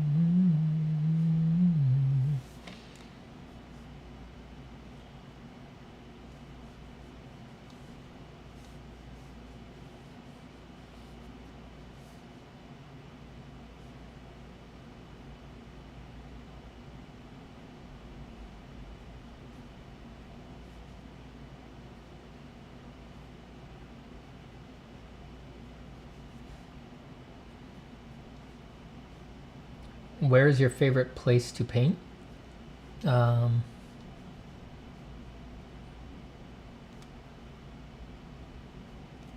Just in my home. At my desk. I don't really go out to paint anymore, though I used to.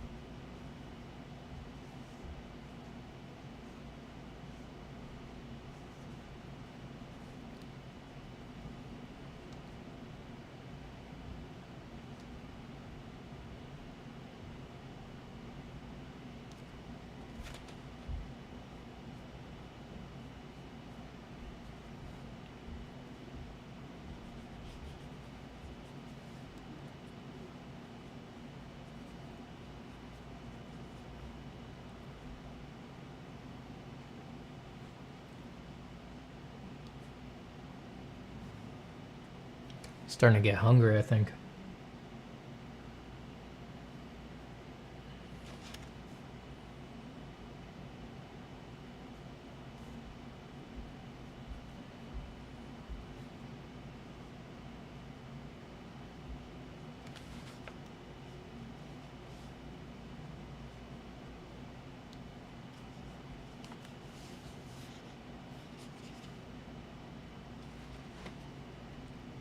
What do you think are the criteria for a good portrait? Well, if it's a portrait of a particular person, likeness is probably the #1 criteria. But if it's not a portrait of a particular person, then it's whatever you want, whatever element of art you want to emphasize. Color, form, shape. You just need an opinion, you know? But if it's a traditional portrait of like a person, yeah, it's probably likeness. There's no getting around it. Of a particular person, you know what I mean? Like it's supposed to be your mom or something like that. Then everything else about it could be great, but you know, the person who asked for it, if it don't look like them, they're gonna be like, something's wrong with the mouth. As Sargent said, a portrait is a painting in which something is wrong with the mouth.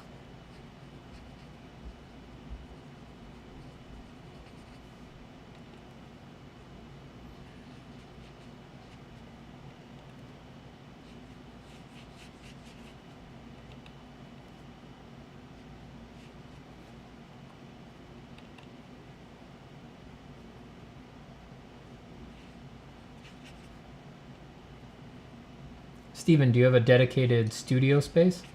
I move back and forth between bedroom, living room, stuff like that. I live in New York City, so I just live in a 1-bedroom right now. I'm trying to get out, but it's very difficult to get a place. I'm trying to get into a 2-bedroom now. I used to have a dedicated studio space back when I lived in Los Angeles, but not anymore. If I lived anywhere else, I would have one, but when you live in New York, space is the #1 commodity. Moving is frustrating. I mean, every place I find that's good, you know, tell them like, I'm in, come on, let's do this, and the place is gone. All the good places are appearing on the market and getting scooped up the same day. You can barely go see the places. You just have to commit sight unseen. It's very annoying. Bye, Arturo. Nice furry drawing, Steven. Thank you. It is very good.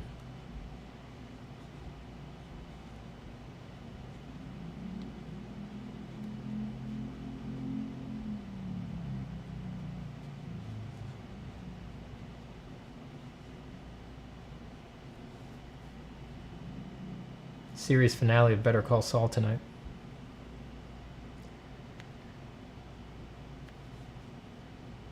It's a shame that it's over. Can't wait though. I'll watch it tomorrow though. Always watch it the day after. Because it comes on too late.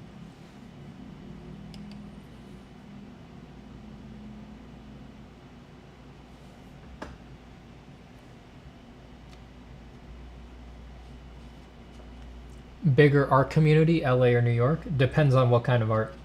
If you're looking for stuff like this, like illustration and stuff like that, it's LA. But just art community in general, New York is still bigger. I mean, vast beyond vast, huge. But it's for every kind of art. LA is really only for...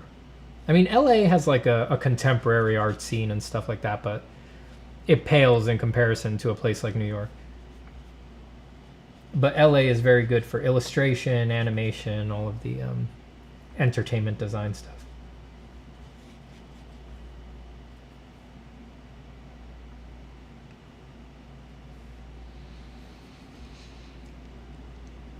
Let us know if they managed to call Saul in the end. Oh, that's very funny.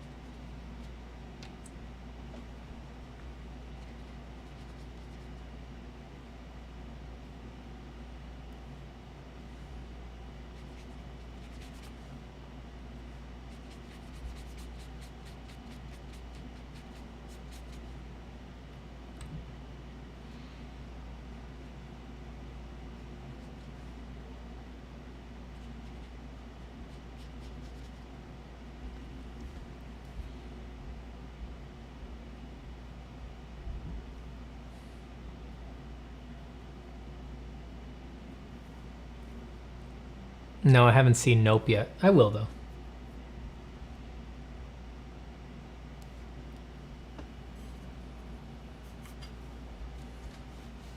Watching Breaking Bad again. Breaking Bad was a favorite. Those were some exciting times when that was new on TV.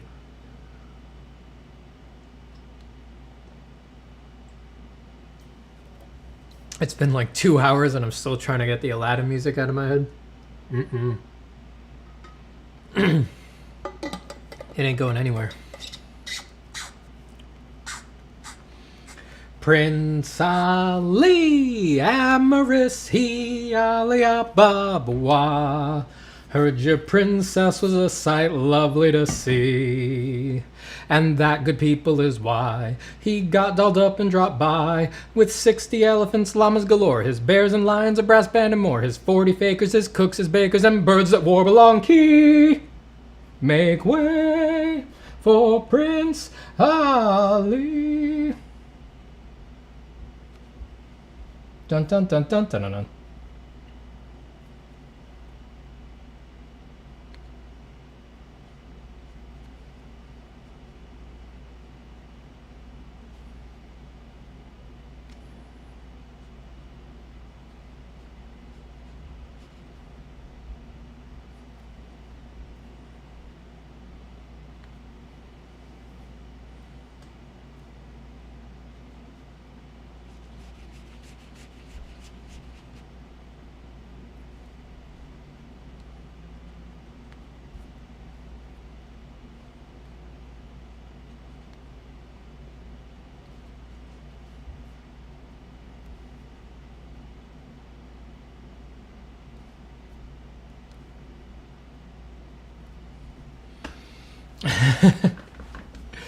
Yeah, you should have known, Barathel.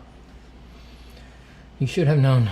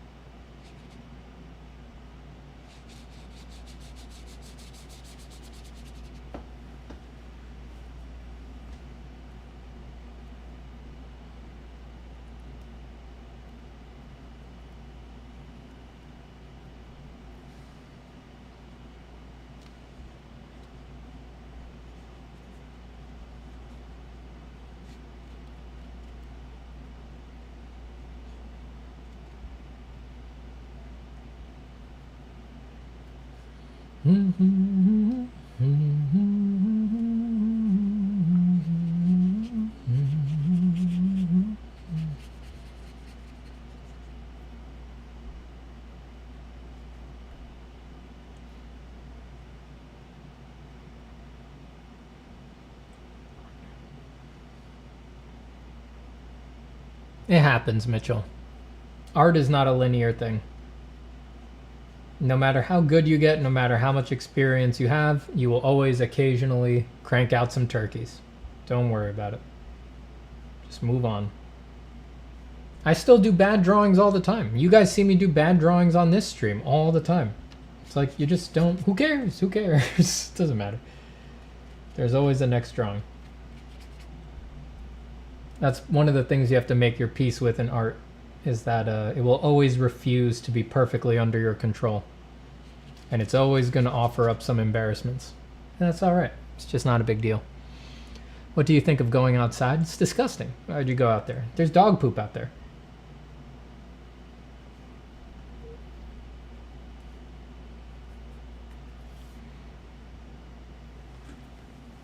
Esam says, hey Steven, watching your streams is the most art, energetic, boosting, infectious, visual, audible input someone could ever hope for. Thanks, Esam. I'm happy to provide. Happy to help. Glad you like it. We do it all around here. We talk, we draw, we sing. We provide every kind of stimulation for the needy art brain. It's true. And your kind words, we need them. They're the validation that we seek. They really prove that we're doing what we need to be doing around here. Thank you so much, Esam.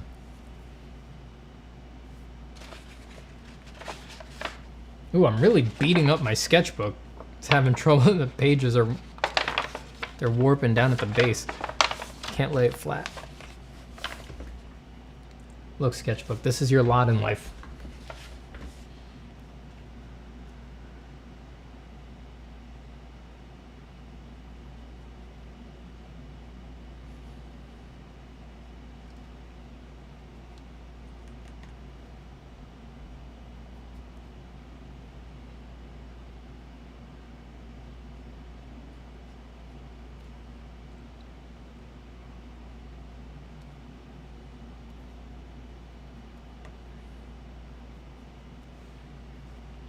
I agree, not every drawing is going to be your best, yeah. So you had a bad day, you went down, when you turn it around.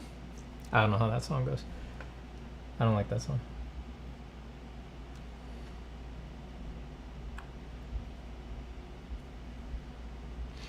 Will do, just was a huge downer. Anyway, Steven's work is amazing. Thank you. That's my watercolor setup, except I fear it for not knowing how to control watercolors. You must abide in their chaos.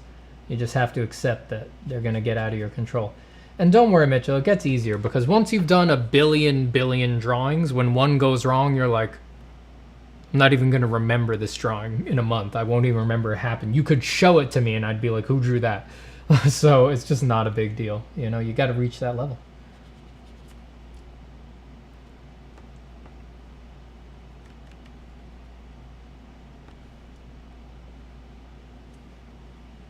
More Aladdin music, please. I think those are the only two I know. I think I only know Prince Ali and Friend Like Me.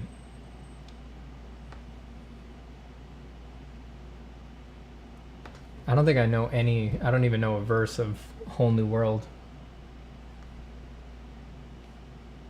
A new fantastic point of view. No one to tell us no or where to go. It's also outside of my register, clearly.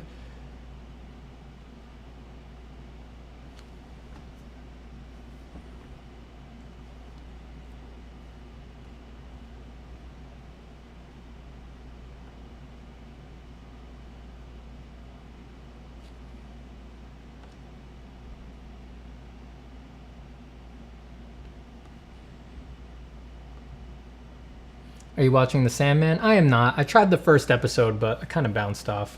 It's a little too... It had a little bit of English on it. I don't know. I'll try it again. But so far, the tone was a little... not my tone.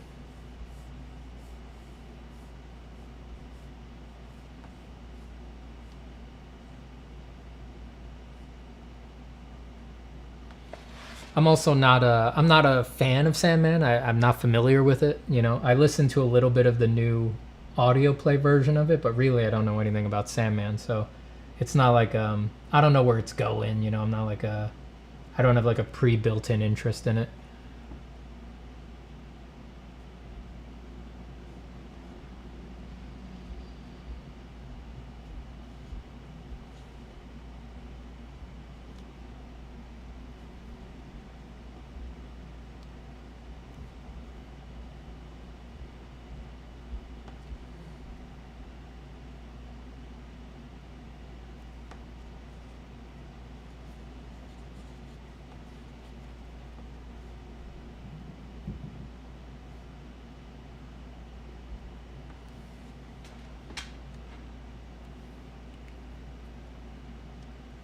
I'm glad I didn't discover you doing watercolor before. This looks so fun it would ruin my career. I love watercolors, man. I mean, I know I haven't really done them much on stream, but people who've been here around here before have always heard me mention my love for watercolor. I mean, it's a great medium.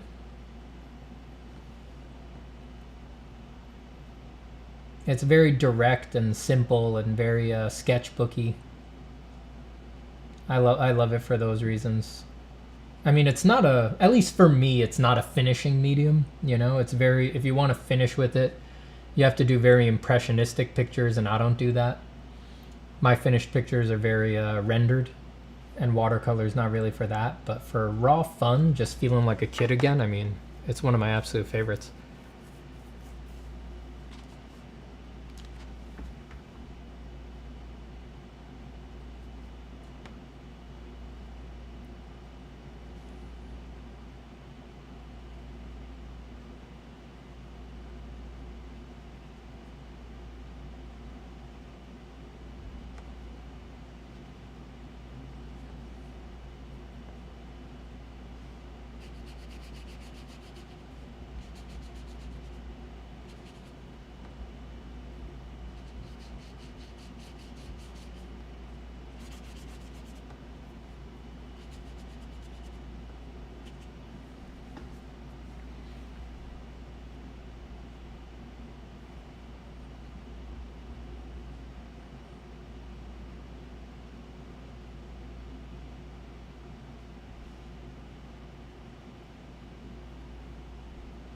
No problem, no.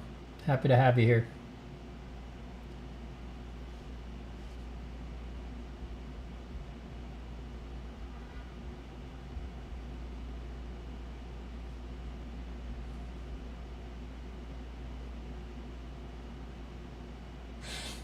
Hi, Omar. Freaking pound sterling. Hope you're having fun over there, brother. I love you, man. I really love you. Sending you a lot of love. Thanks for the pound sterling. I'll have to think of a nice way to return them to you.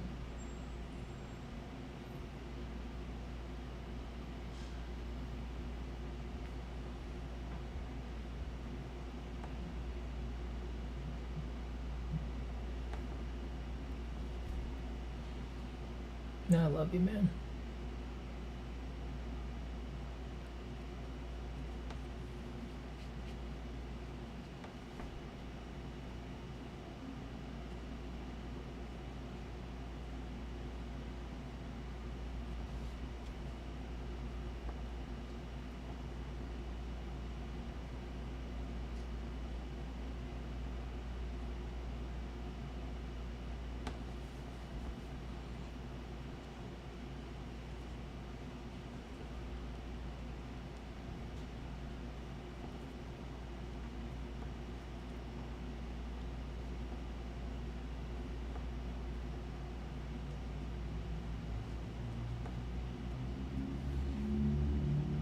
I was really into American Gods, different vibe. I read like the first half of the book. That's a book I've always been meaning to get back to. I forget why I got distracted because I really liked it. I think something came up and I had to read something else or something like that. I didn't watch the show, but the book was really good. I got to put that on my list of books to get back to.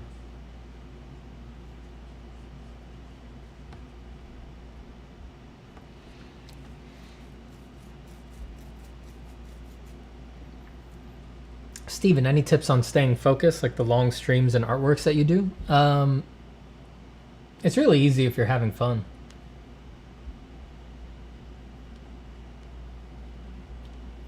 Like, it's interesting that you bring up the streams, the long streams as being somehow related to focus. It's like, I don't really see it that way.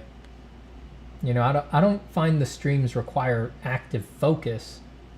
I just do what feels fun at the moment, you know? As long as I'm doing that, it's not really a question of focus. It's like, I'm happy to be here, you know? And you can apply that to just about everything in art, you know? That's what makes art so addictive and fun.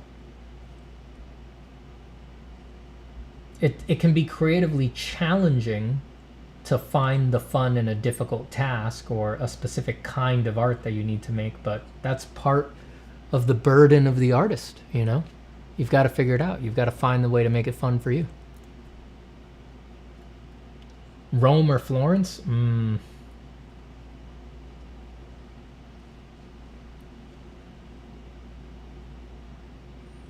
I'd have to go with Rome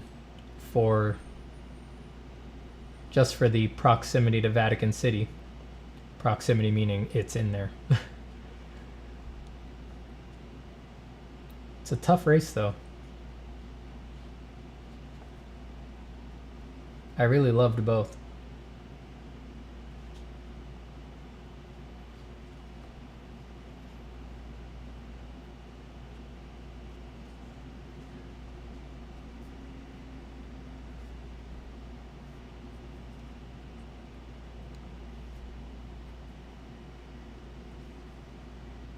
Is the title a joke? I can't feel the vibrations. Come on, man. Open up. Come on now. Why are you so closed off? I think you've got a blockage. You got to open up a bit so that the vibrations can get in.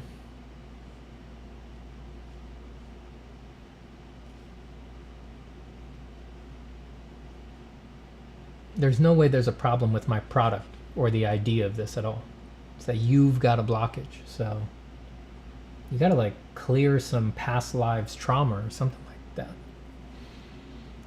When do you use the sponge in the kit? I don't really use it. It's supposed to be used as like an eraser, I think, right? People who have more technical knowledge of watercolors than me would know. While the watercolor's still wet, you can use the sponge to sort of soak it up and get a little hole in the color and all that. I just occasionally, if it feels too wet, I'll just dab the brush in it so that it gets drier for a second. But you don't really need, I don't really need it. Most of my kits don't have a sponge. This one just happened to have a sponge.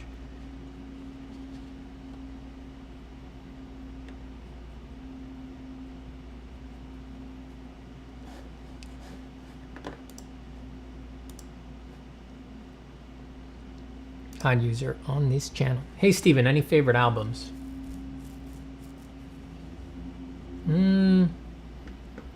It's a tough one.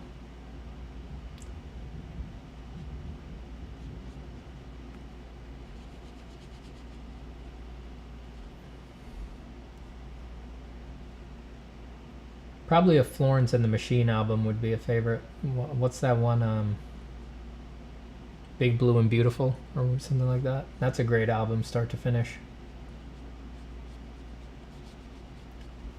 Paradise Lost by Symphony X has a lot of childhood nostalgia for me. That's a favorite. I can listen to that one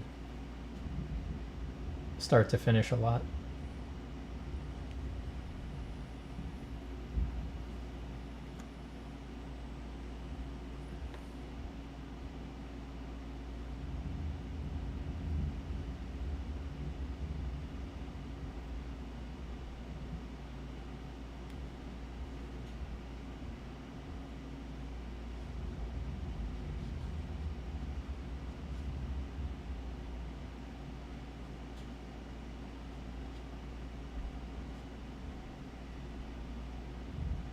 Bye, Mitchell.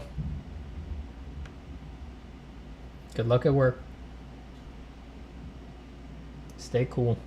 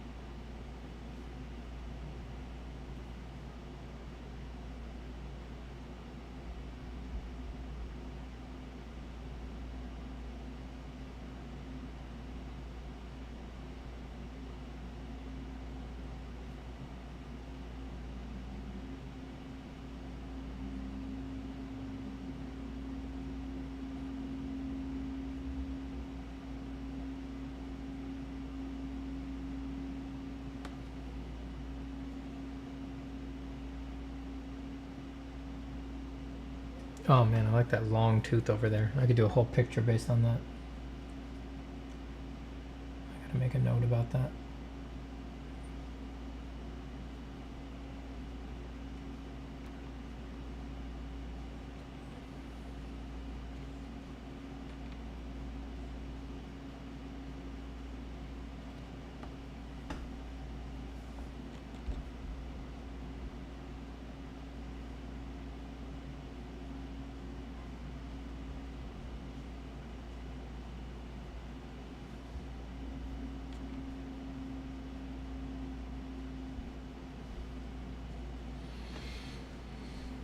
Oh man, watercolors are the best. Love it. So fun.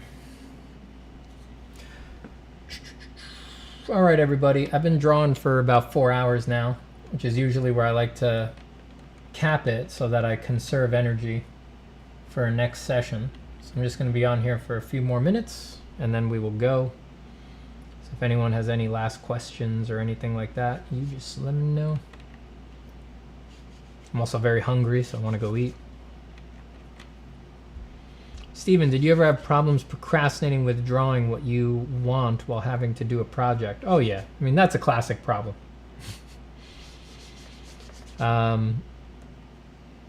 Everybody goes through that, or most artists do.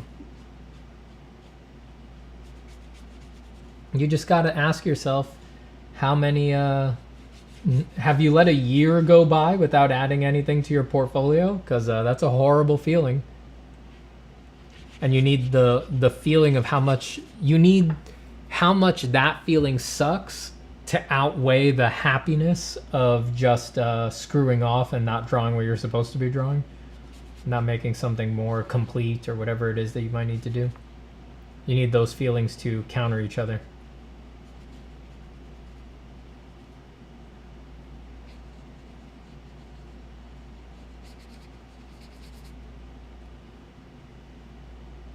How much you adding to this already hefty course of yours? I'm not even on the rounded geoforms yet.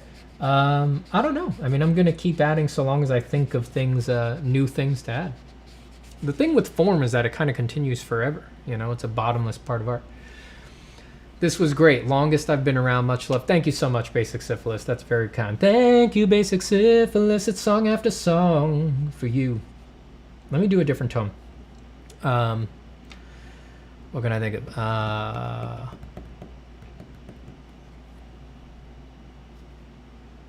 My brain's burning out. I gotta think of something else.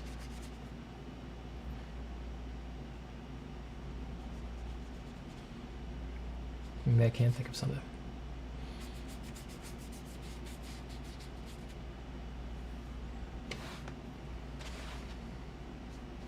Basic Syphilis.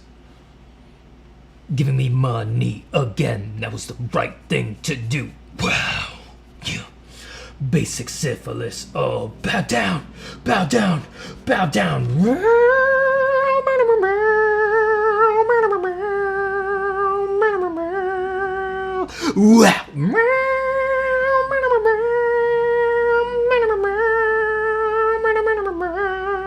Your basic syphilis.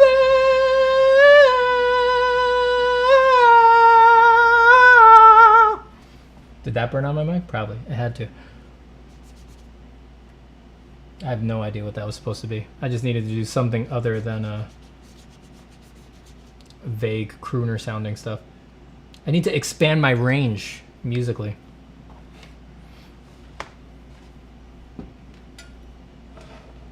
What's your sleepy sleep night routine? Nothing. I mean, just to spend time with my wife. That's it. We just chat, watch TV, walk the dog. It's great having a dog. Walking the dog before bed is always a great way to kind of calm your nerves.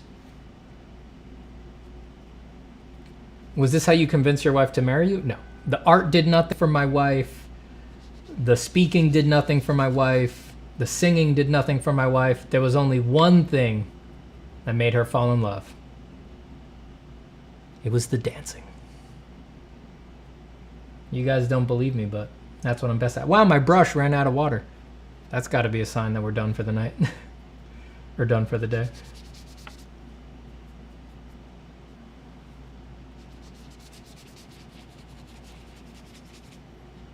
Whoa, and my internet's suddenly dumping out.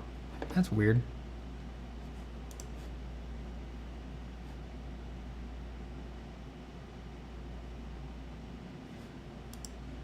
All right, everybody.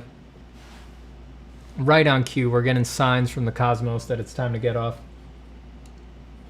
So I'm going to hop off. Thanks for hanging out, everybody.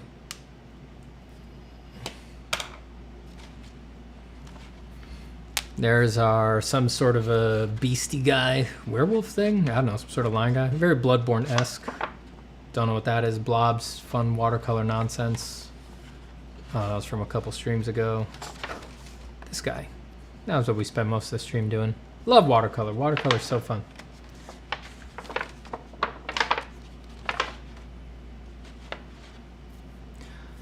Bye, Anuj. Bye, King Arthur. Bye, Boxer Wing. Bye, Not a 5. Bye, Winter Squash. Bye, Renola. Bye, Zwern. Bye, Rafiki Real. Bye, Yankee. Bye, Fenity. Bye, Hainai. Bye, Basic Syphilis, of course. Bye, Engine. Bye, Toof. Bye, Domo. Bye, Gerbalut. Goodbye, Jose Luis Maldonado Quintero. Goodbye, AP.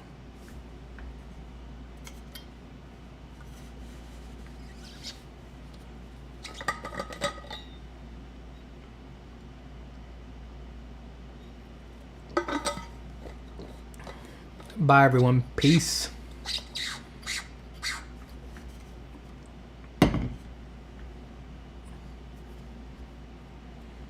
Goodbye, Amelia. Goodbye, Gerbalut. Goodbye, Felipe. Goodbye, Animatesam. Goodbye, Ben Stein. Goodbye, Gwang Lord. Gwang Lord. I need a Gwang Lord. Goodbye, MGR. Goodbye, Rapi. Goodbye, Isodoro Jimenez Carbajo. Goodbye, Persona. Goodbye, Essam. Goodbye, The Purple Oracle. Goodbye, AP. Did I say goodbye to AP again? Goodbye, G. Rother. Goodbye, Neo Vilbo. Goodbye, goodbye, goodbye. I got Domo? Toof? Yeah, I got you guys. All right, everybody. Peace. Thanks for drawing today. Good luck with all of your drawing. Don't take any crap from anybody. Remember, don't take your car to the shop. The mechanics are breaking it. Eat good food, exclusively oranges. Don't eat anything but oranges. Remember to look up at the sky often because you never know when you're going to see a UFO. Be very careful. Wash your vegetables because if you don't, they grow teeth and they bite your genitals in the night.